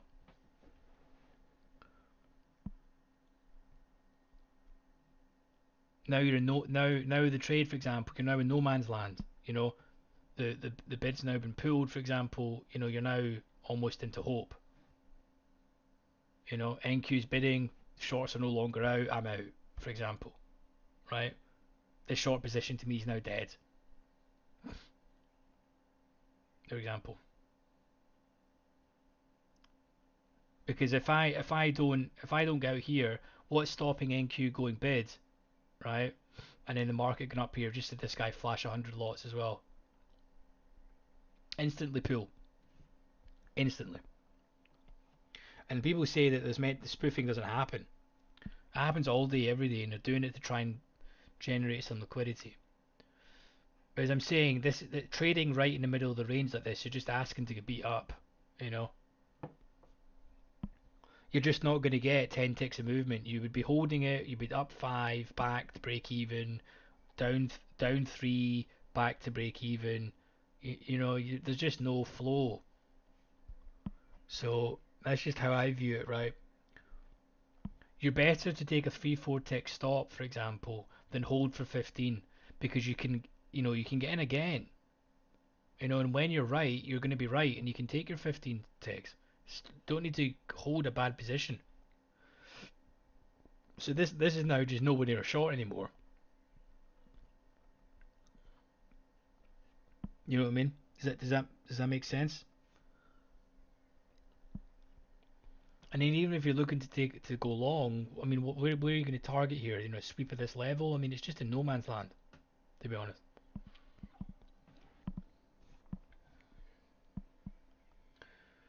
Such good information. I'm going to rewatch stuff at the gym. Take care. No problem, Alex. Hopefully you have a good day, man. Enjoy your session. Let us know how you're doing. Upper, lower. Are you doing chest and back? What's your rotation that you're doing?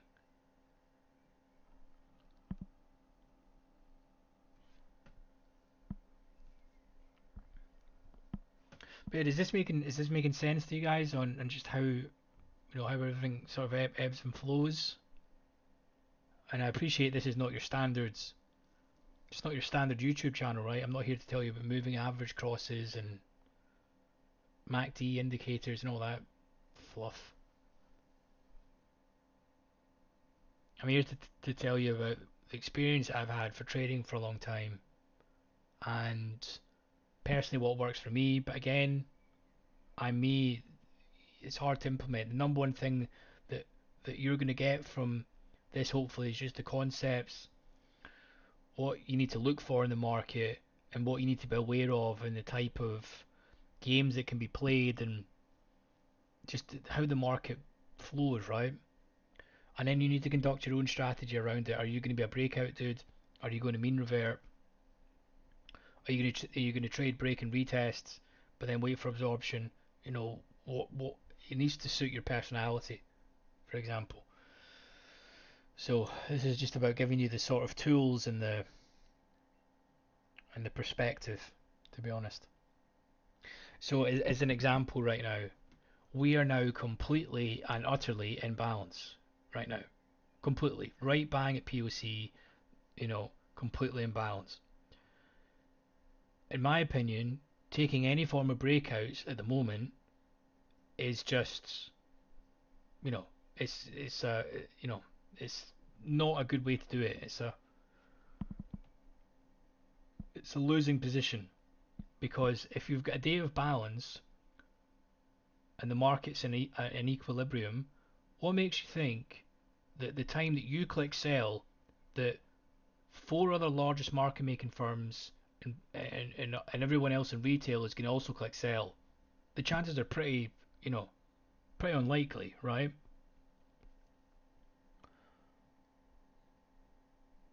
So you just need to think about what kind of day you're in. If you're in a trend day, then by all means, you'd be looking for breakouts of the range, everything along. Because all you would be doing, I mean, let's be serious, right? anyone that says the market is going up right now and anyone that says the market is going down is absolutely guessing. They've got absolutely no idea what's going to happen. You know, none. The only way you can tell if the market's going to go up is if you've got enough money to buy the market to drive it up. If you had 5,000 contracts, you went and hit bid, you can comfortably say that you're going to drive the market up. Do you know what I mean? We don't do that. We're there to try and observe as to when the guys that can actually move the markets can, you know, and that's why what you trade order flow, because it's the closest way you're going to get to sitting beside the bigger firms. And how when the open cry was there and people were trading in the pit, right? I'm not joking when I say this. There would be dudes in there. They're not exactly smart dudes, you know. Why do you think you've heard so many stories of people that came and traded in the open cry in the pit that have went to the screen that they've just absolutely flopped, right? Because they're not that smart. They would see Goldman go and put in a massive order, and they would say to their pal that was a broker, right, buddy, I'll take 10, or I'll buy them.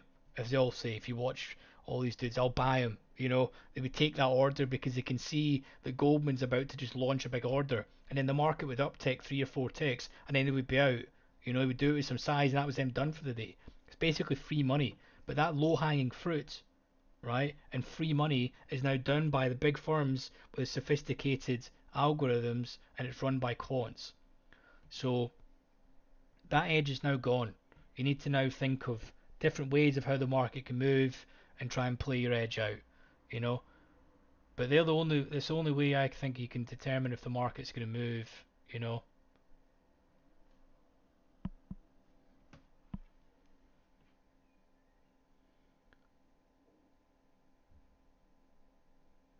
You use the tick and add to try and catch momentum.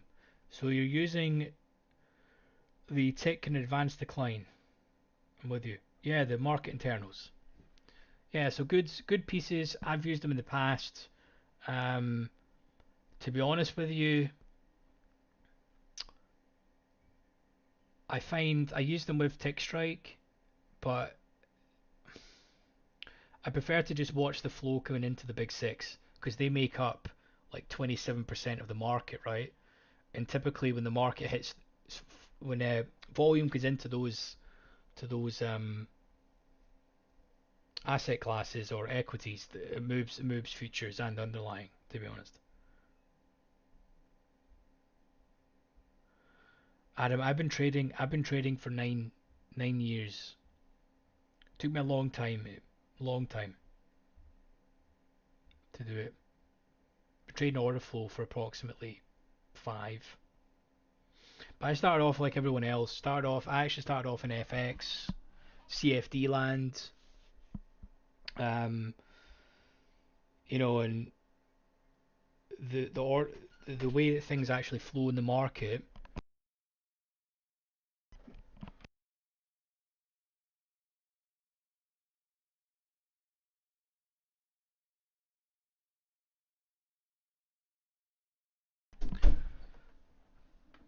Sorry about that.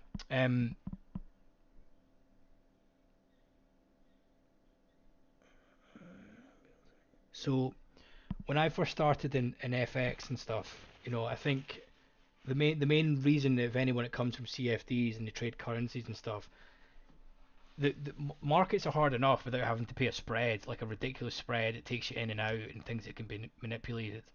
So, and I have always been a critical thinker and always thought to myself, um, why do certain support levels and certain resistance levels hold? You know, it's not just a case because that's just the way it is. There has to be a reason, you know. So I then, years and years ago, thought, right, I need to try and refine things and decide why certain support and resistance levels hold. Why does the market false break out at certain levels? And then got accustomed to order flow. And man, it took me years to learn this stuff. Years.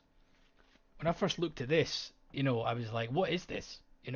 What is all these numbers?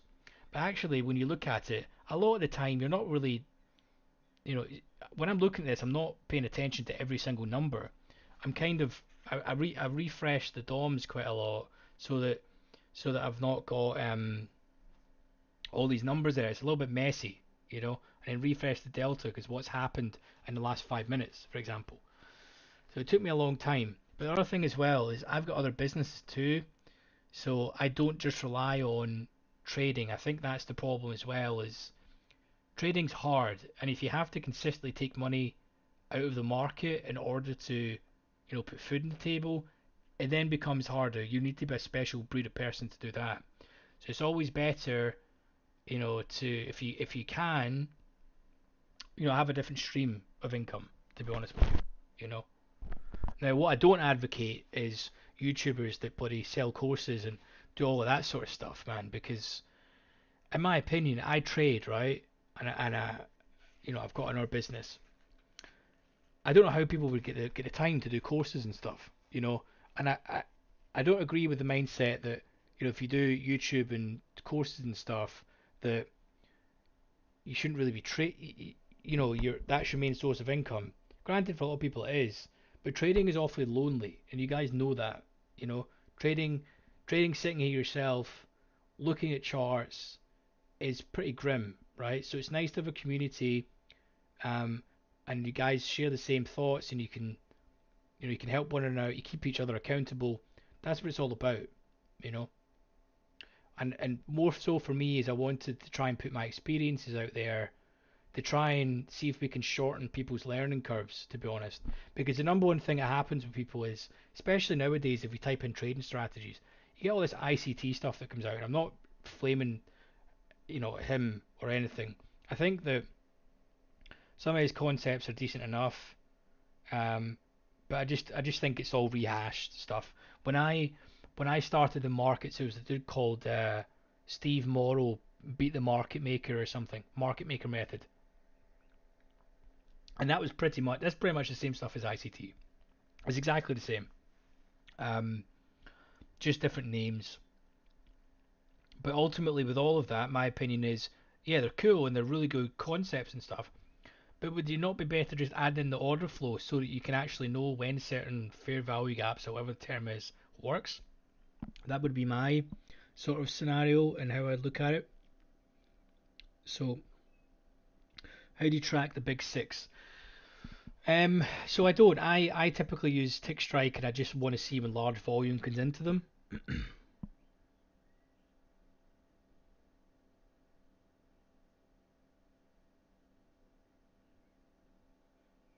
So,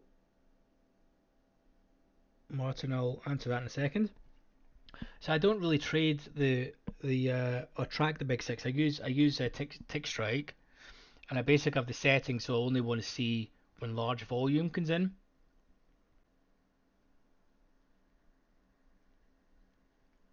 So when large volume comes in, because they can tell you at a complete granular level what size is coming into the market, and I don't want to hear a constant ticking in my ears. So I just like to know when larger size is coming into those equity markets, right?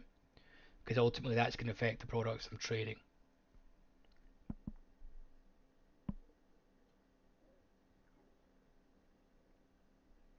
And Martin, so my win rate on average, it sits somewhere between 60 to 70%. My risk to reward is about 1 to 1.3, depending on the week. And my profit factor, actually, I'll tell you exactly what that is. Last time I checked, it was in the high region, which is good. I'll just tell you what it is. I need to do a journaling session with everyone as well, so you can learn how to. I hope everyone journals, by the way, because it would be a sin if you don't. Oh wait, they have an application here.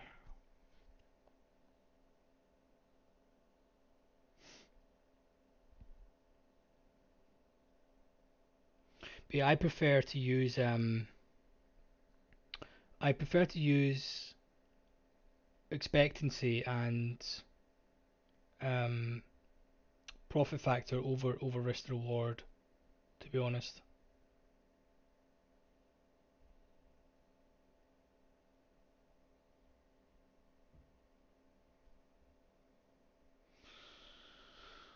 Okay. Profit factor right now 2.15 is what my profit factor is.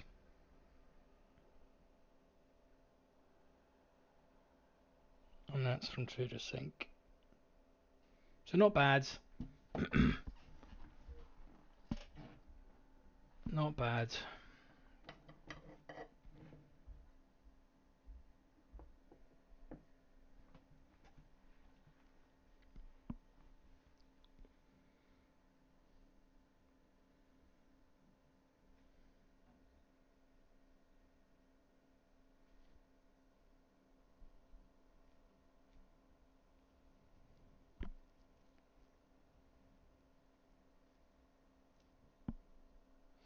Good questions though, man.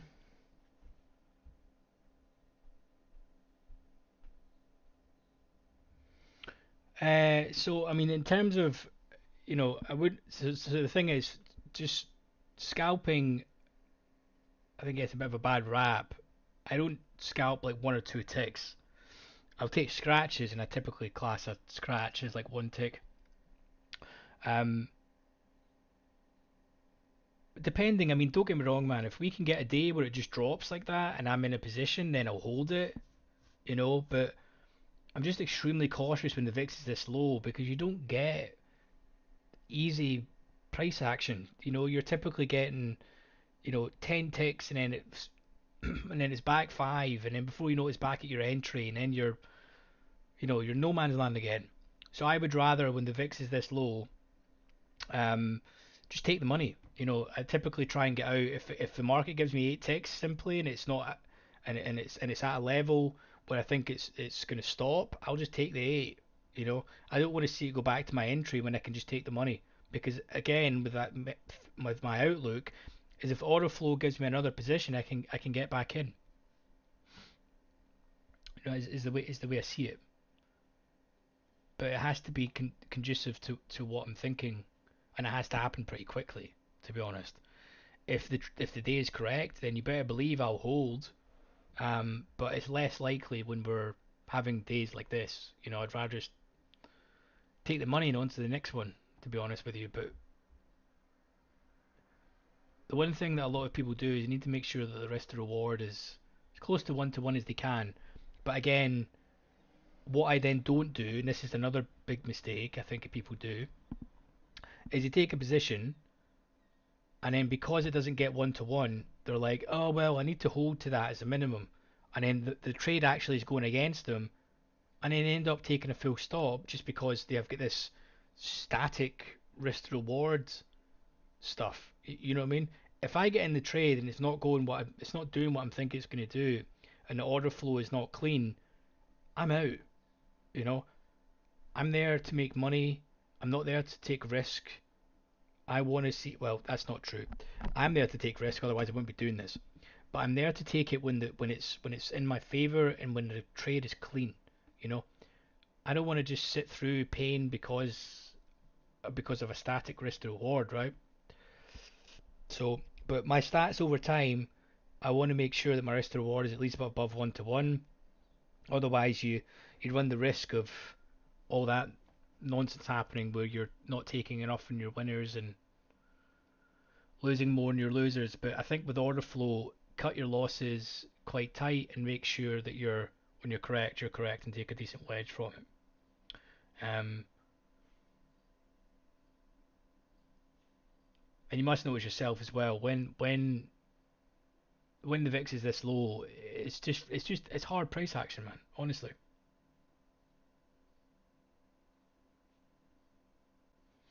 So on average, like a really good day for me, is probably 50, 60 ticks. That's like fist pump, get the pom poms out. Really good day, right? 50, 60 ticks. That's like a wow, I had a good day. you know. But for me, I'd probably say I trade treasuries as well. So it's different sort of products, but I would say if I can get somewhere between uh 15, no, probably 15 to 30 ticks is good for me a day. Couple of trades if I can get in, and hopefully by the time I've made those 15, 30 ticks, I've not paid a fortune in commissions either. Pretty much. And then if I'm trading treasuries, I looking for like 6 or 7 ticks or something. It depends if it's the 30-year bond or the 10-year. I'll just use that because they're if I've done okay in ES, I'll maybe switch to treasuries because it's just a slower market and I cap my risk, for example. Because and I try and have a rule: if I have a green day, I try not to let it go into losing day. To be honest, typically. So yeah, if anyone's watching and hasn't yet subscribed, I'd appreciate if you could. That would be great. Let's see, still in absolute no man's land right now. We've literally been in this exact range now for, we pull back, I don't know, what's that, an hour probably, a year. So I suppose as a question to you guys, how many, you know, if you're trading ES, how many ticks do you go for a day? And there's the thing. It depends on the amount of contracts you're trading as well, right? If I'm in a if I'm trading, 3 or 4 contracts or whatever, then I obviously need to take slightly less. But it just depends. And of course, I have bad days like everyone else. But then, of course, over time, if you don't yet do this, please set hard stop limits on your platforms. Just do it. You know, you've probably seen. I won't name any names, but you guys have probably seen some of the large streamers that have just absolutely did their arson in the last, trading session. Just set hard limits on like our trader or with your broker. You know, set them so that you cannot go past that day. Because here's the thing: if you've set those limits and you're hit that limit, you're clearly not seeing the market.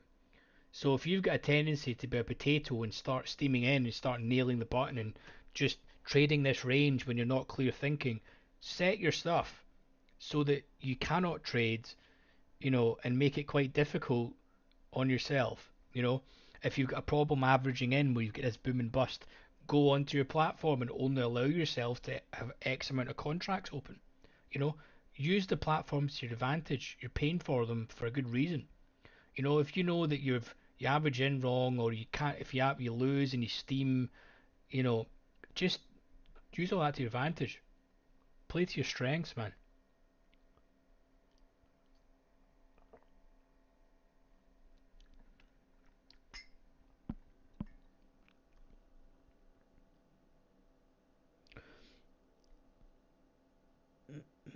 Will you make a video on your setup criteria? What kind of step-by-step video, I mean, or is that in the? So good question. Good question, buddy. Yeah, I'll do a video on sort of strategy. And to be honest with you guys, how I trade, it's not very complicated. To be honest, trading when the market's like this is boring. You know, I know you've probably had this before, but trading should be boring. Should be, it's not exactly all sunshine and rainbows. But I'll do a sort of setup and I'll sort of draw up a chart and I'll try and sort of piece it all together. I would advise you to watch the order flow setups and ask questions on the videos. Um, over spot absorption and sweeps and correlations. I need to do a correlation video and I just need to try and put some more examples. I think this one here was a really good example that we could probably discuss in more depth go more analytical about it. This sweep here,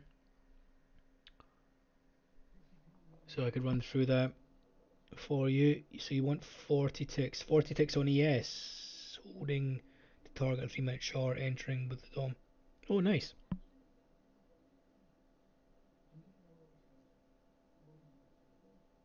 Is that on NQ or ES Postman? Higher than 10 ticks. So do you just go for, like, are you trading one contract with that, or and I suppose my next question is going to be, man, how are you, respectively, how are you looking for 10 ticks on NQ? Just, I don't really trade NQ, but for me, that market can move 10 ticks when you blink. you know? Nice. Yeah, 40 ticks is a good is good, you know? Like, we've seen NQ dump here. Let's see if we can do something. Are we going to go and sweep this level down here? It's bound to do something, right? We've been in here for an hour. It has to do something, isn't it?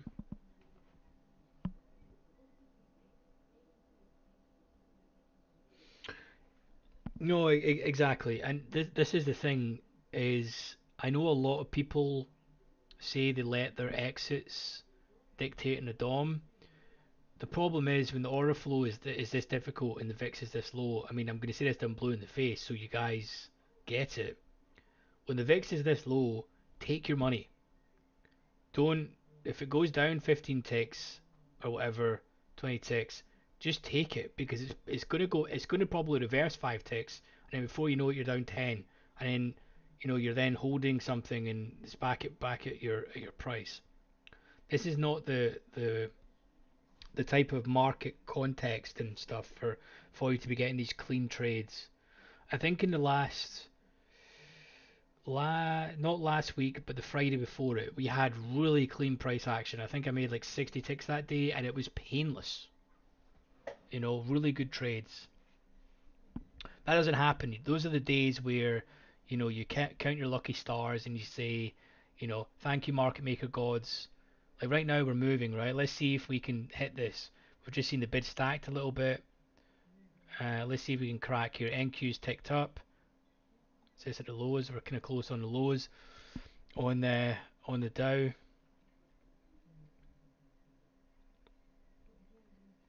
So this is exactly my problem. This, you know, market goes down 5 ticks, then you're back up at square one. This is, yeah, you know. So you're thinking the market's going to dump there, and you're like, yes, this is good. I've got a chance. You maybe shorted up here and you're good trade, and you're thinking it's going to go, and then before you know it, price is back up there, and you're thinking, wait, where are we going here?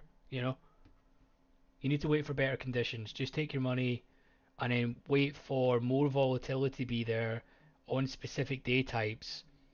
You know, that's the way I see it, man.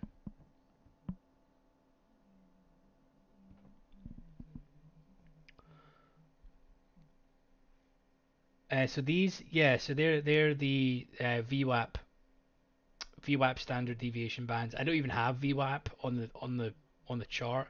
I hide it because I don't really care for VWAP. I never take an entry off VWAP personally. I just don't do it. Um, the VWAP bands just let me know if we're out of whack or not. Um, and then it just gives me some other confluence for if I'm fading.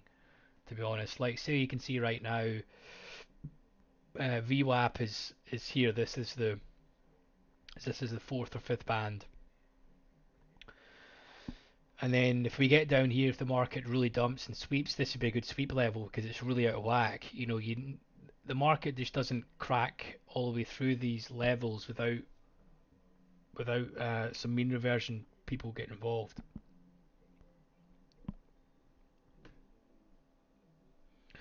And then I have this. I've got like a paid algorithm indicator that I've used for a while, which I'm not going to start promoting to you guys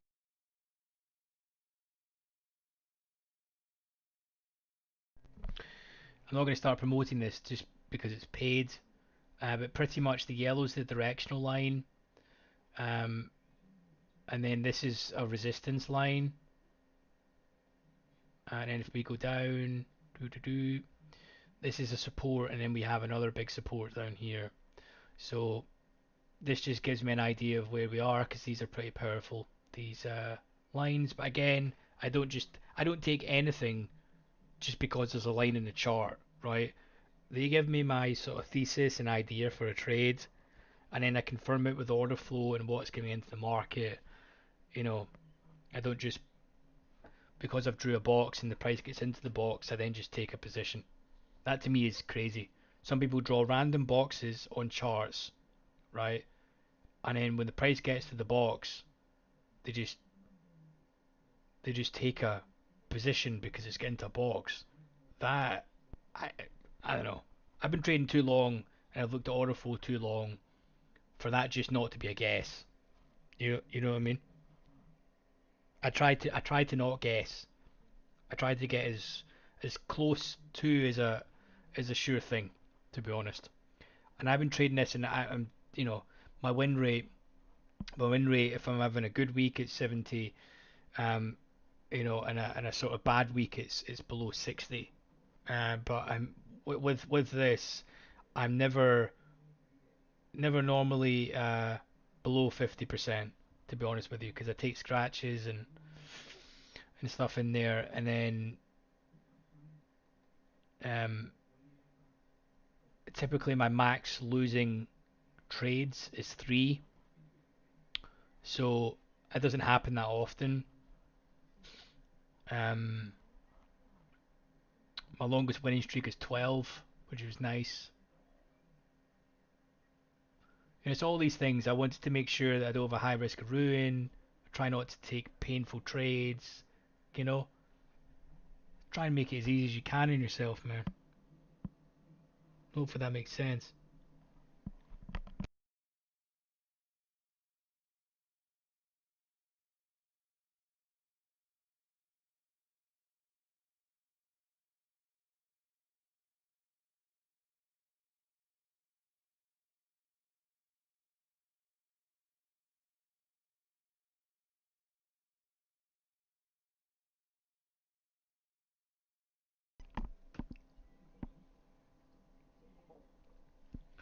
If anyone's got any questions, let me know.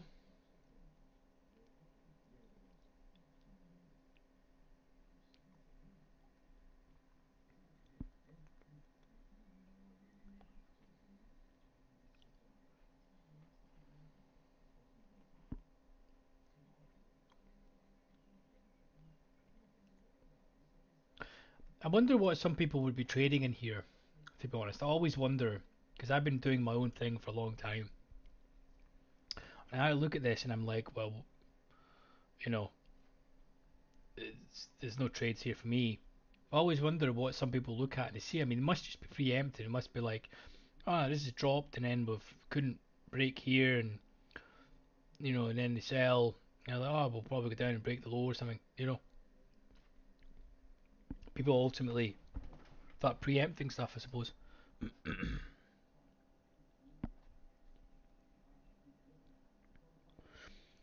Kimbo Delta is going really sideways right now. Do you look for CBD for absorptions? Exactly, exactly. So I use, I'm not some sort of focusing god. I can't watch the DOM all the time. Um, to be honest with you, because it gets tiring. That's why I think I only like I'm in with you guys to trade and chill, and discuss. I find it quite hard to do this and focus on taking positions. So I trade the first like 2 3 hours of open, and that's pretty much it. You know, if I was to be trading, um, in the evening, I probably wouldn't come on just because it's hard to do everything at the same time. But if I'm not at the charts and I come here and then I see delta like this, it's pretty much just flat. So the market's just in complete balance right now, which is everything's giving that sign. But ultimately when you have all this trade here, the POC's now down here. The POC per day was up here. This is slightly different actually. It's a different. I need to change the settings. But anyway, the DOM POC for the most recent session is now here. It was up here at one stage. So the market's now got an equilibrium where it's now dropped down here. Okay, so if I was to take a guess, I would think that price is probably going to go down, as an example, because we are still positive delta on the day. And if sellers start getting aggressive here, longs are going to have to liquidate.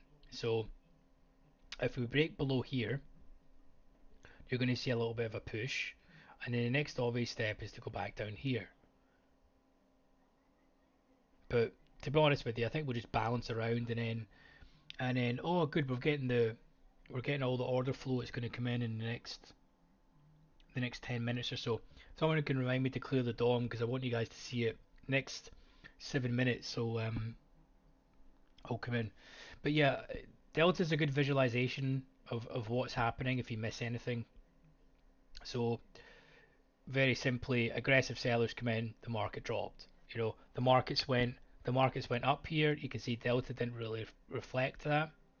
And what that means is on this pull down here, this actually wasn't really aggressive buying to get up here. It was just that the offer was weak.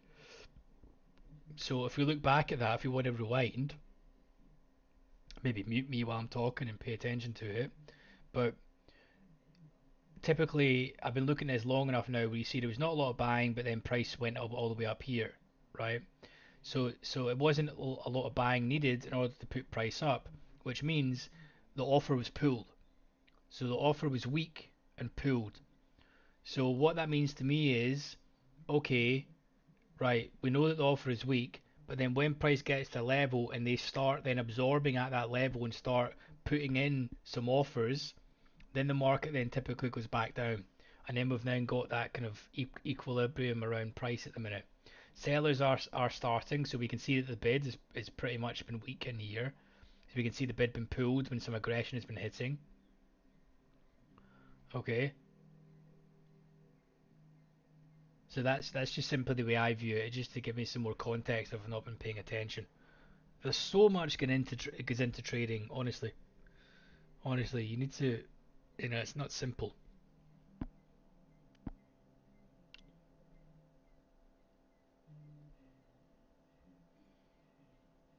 No, no, I don't, to be honest.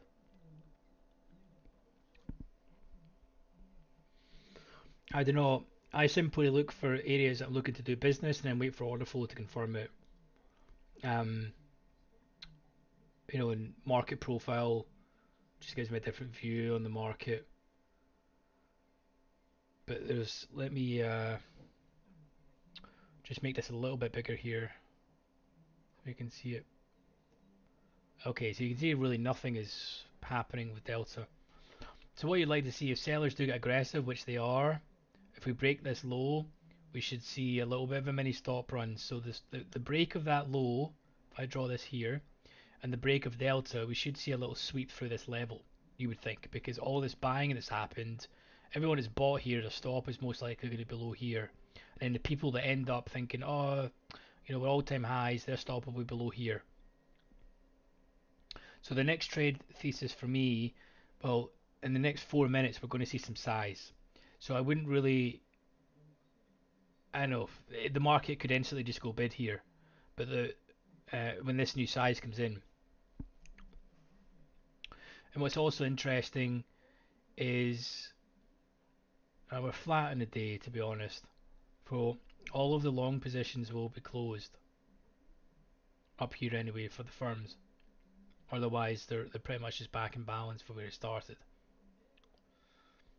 So as you see down here, I would like to see for a talking point, if we do sweep this level, the market's probably going to bounce off here because of some large sells. These yellow bubbles are orders larger than 200 in one clip is the yellow bubbles, and then I have blue bubbles that are the same for buying. So if NQ drops some more here, we're going to see this potentially sweep, which would be a nice talking point. If we can, we're just approaching this level.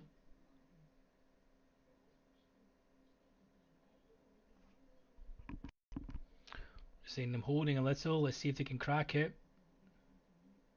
And we are seeing them now trying to. That was pulled. We're now seeing them trying to get some size in. So they can say, there we go. There's the little sweep we're talking about. I'm not some sort of genie that I can tell you this, but there's the initial stop. So you saw a sweep through there. That was stop's been triggered. So now with this order coming in and this volume coming in the next 2 minutes, we're going to see if they then just go back up. But to be honest, there's some aggressive selling coming in. We can see Delta now dropping. And let's see, we'll extend this out. Let's see if we can get to extend. I'm going to clear the DOM here now so we can see.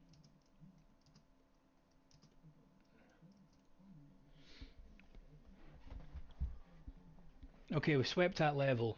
Are we going to go back into the range, or are we going to go and cause max pain for everyone that thinks this is going to the moon? Let's see. See, the bid has now been pulled. See that? The bid has now been aggressively pulled here. And it always seems to happen after they do these little mini sweeps. Doesn't need to be a lower high of the day or anything. They do it when it's the almost obvious point in the chart. Would I take that trade? Absolutely not. But I'm just using it as a point of reference. And notice how the bid was pulled there. So that wasn't necessarily any buying that came in. Just the bid was pulled. So they can do that as a trap. So you can say, oh, this is going up. But then they do it just by pulling the offer. So they can sell a little higher and then get more people in before they drop it lower. There's tons of ways to look at it, right? But you need to try and make the most educated decision of what you think is going to happen at that time. Okay, so there we see there's the volume time. We've just seen some selling come in, and it's instantly ticked back up. NQ's ticking up.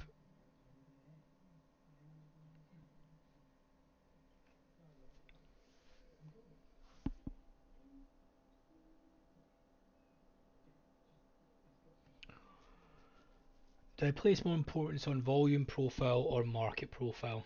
I would say volume profile for daily, for just intraday stuff, and market profile I just love to use for context on the day and what's a higher volume node, what's a lower volume node, and just where we are versus the previous weeks.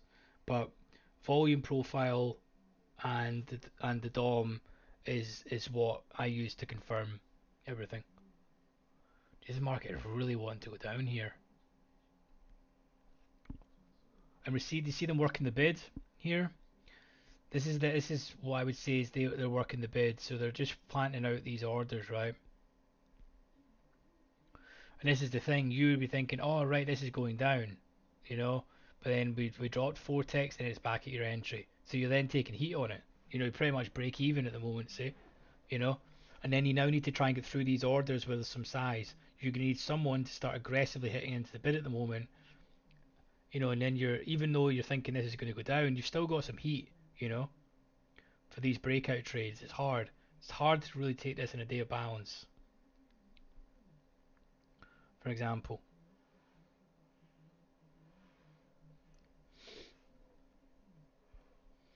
You can see all this size that's been trading here. I mean, sellers were getting a bit aggressive. We've not broke the low yet in Delta. Here we go. Let's see, are they going to take this out? We've just seen some size come in there.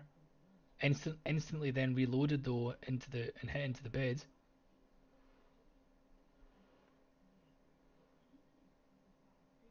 He's honestly, this price action sucks. I mean, look at this. You know, volumes just come in. We've been down 4 ticks then back. There's just no follow through. Honestly, I think you really need to pay attention. It's more important to know what kind of day you're in and what to expect.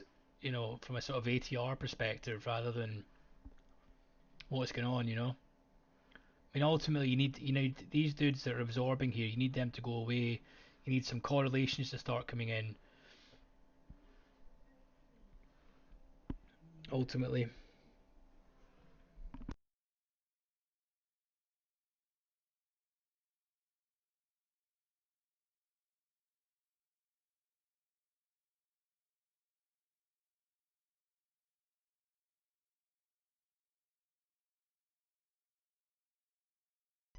And there we go, there's the bid now been pulled.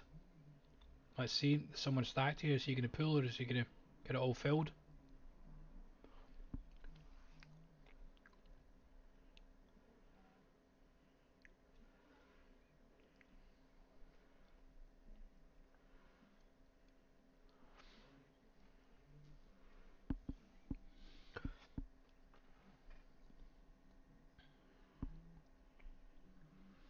Okay, so 7 minutes until all the volume comes in. I'm going to clear this again.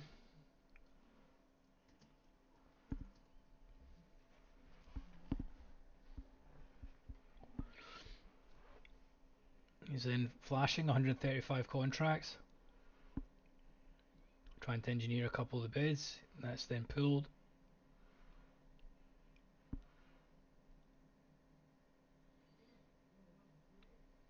Instantly ticked off. Here we go. This could go anyway here, to be honest. But buyers are certainly saying I'm willing to hold this up at the moment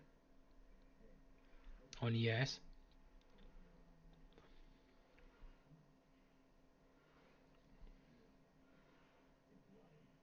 See if NQ drops here. This could go. No. Wow. Look at the amount of size that just come in there.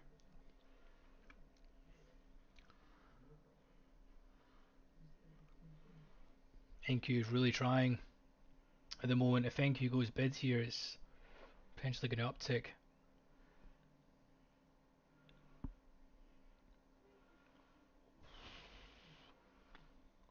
Definitely some size is coming in into the equity markets at the moment. You can tell by these sudden quick movements, it's size hitting into the big six when this happens.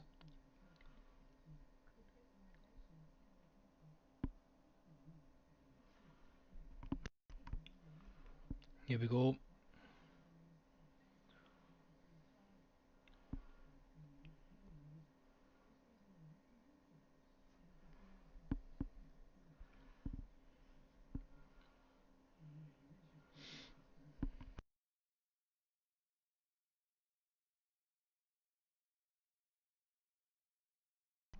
See if we can get a bit of a continuation or breakthrough. That would be nice.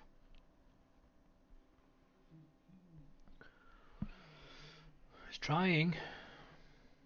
I reckon if we do crack here, this low again, we should see a sweep through this level because there's been nothing traded through here. So if we do crack here with some size, you'd think that the market's going to sweep through here quite a lot just due to the lack of volume. But we'll see. I reckon it's probably going to reverse at this point. We've got 4 minutes until the volume really starts coming in. I know everyone says 10:2, but it's the true volume is like 9. Oh, it's 9 o'clock my time GMT, but 4 p.m. to 5 past 4 p.m. New York is when you see crazy amounts of volume.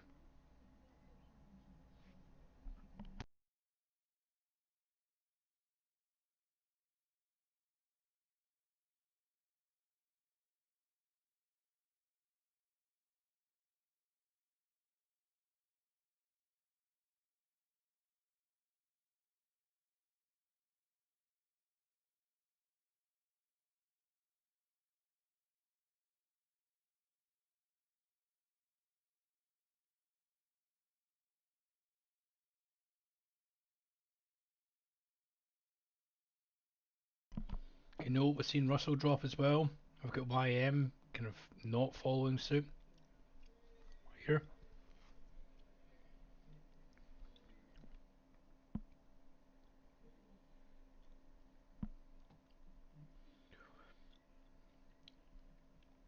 Okay, 2.5 minutes.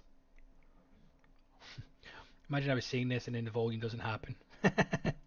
uh, Honestly.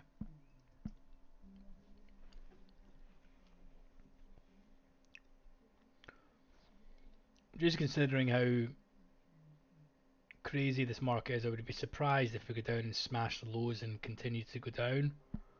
This most likely will take some souls and end in balance, to be honest. Most likely.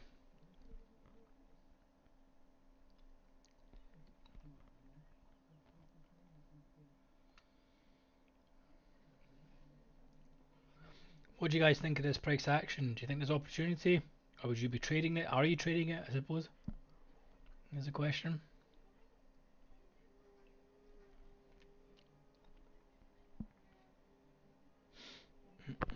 Mm.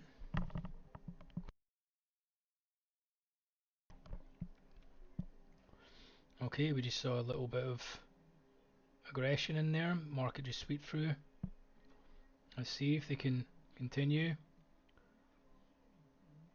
Alright, it's pretty out of whack at the minute. You've got NQ going bid, and then you've got ES at lows, and then Russell is ticking down. This is quite just really out of whack at the minute.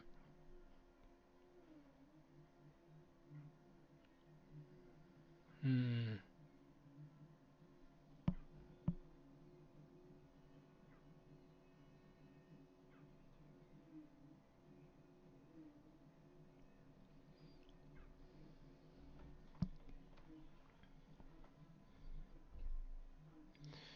Thankful. Yeah, exactly. I'm glad you're keeping it of action, to be honest, so that you're not having to.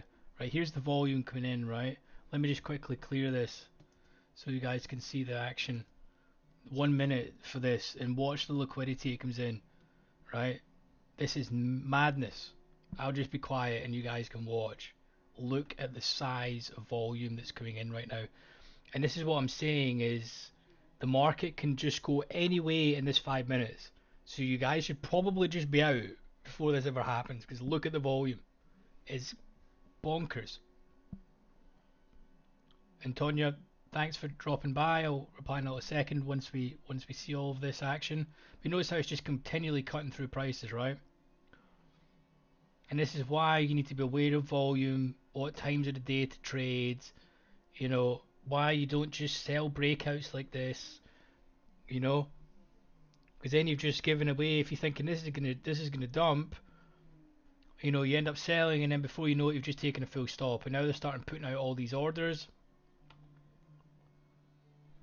Now they're gonna maybe struggle to see, can we crack this level? Notice this 367 lot at 38 and 3/4. See if we can touch there, but they're pretty much capping the range here with all the stuff on MBO data, right?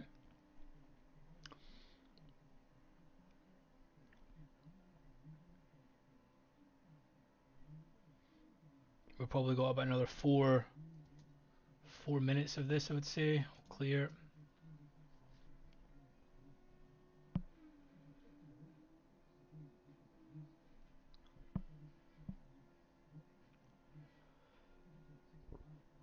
And do you notice how just easy this glues through price?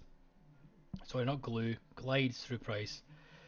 This is what happens when it's a higher VIX. The market moves easier. This is what you want. It just, rather than this rubbish that you've seen down here, this is what you want to be seeing. Just it glides through price more. There's more action. You know, you need to be trading with volumes higher, man. And obviously they're trying to engineer some bids here with this flashing 100 on each price. And if NQ drops down aggressively here with some size into the bids, they'll probably pull these offers in the bid, because I don't think these are real. I think they're doing this to try and engineer some buys to get up here so they can get out. My thoughts probably be that this is probably the same firm is doing that. The next sweet point is going to be this yellow line, so they may hit price up here and then just end back, and they'll just take it both ways.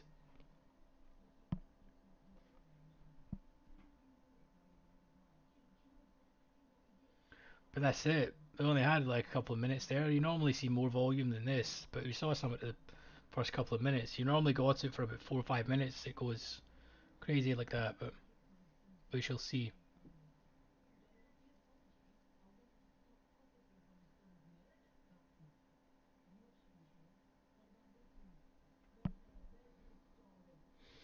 Okay, there's not too much going on. I can answer.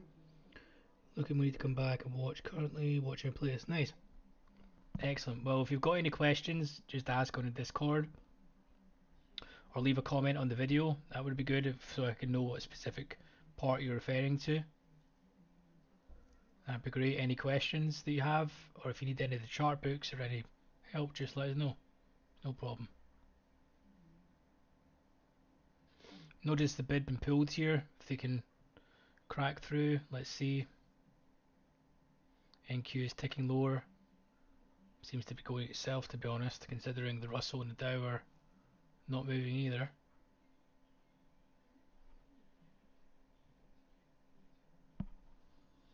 We have 2 more minutes for some action, and then you'll see it just kind of slightly die off.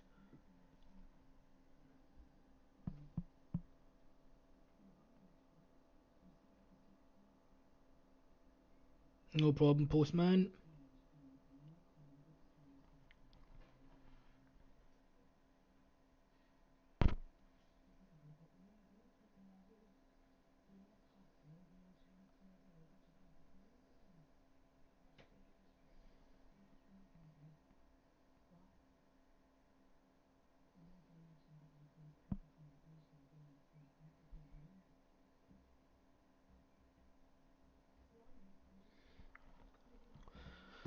Okay, probably 5 more minutes, guys, and then we'll end it. That's pretty much the day closing. Anyone that is going to be entering any positions after 10 past 9, or sorry, 10 past 4 in US session, has lost their marbles. So, hopefully, guys, we're green.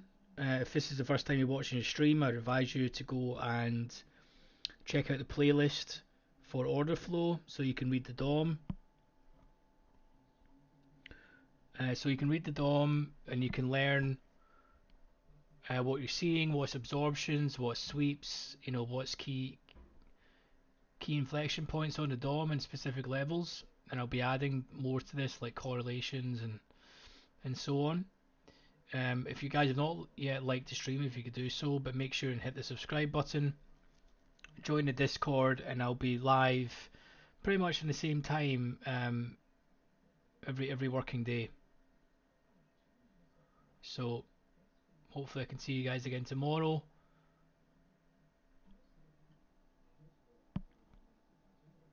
And I'll be in the Discord this evening so we can chillax, but it should be good.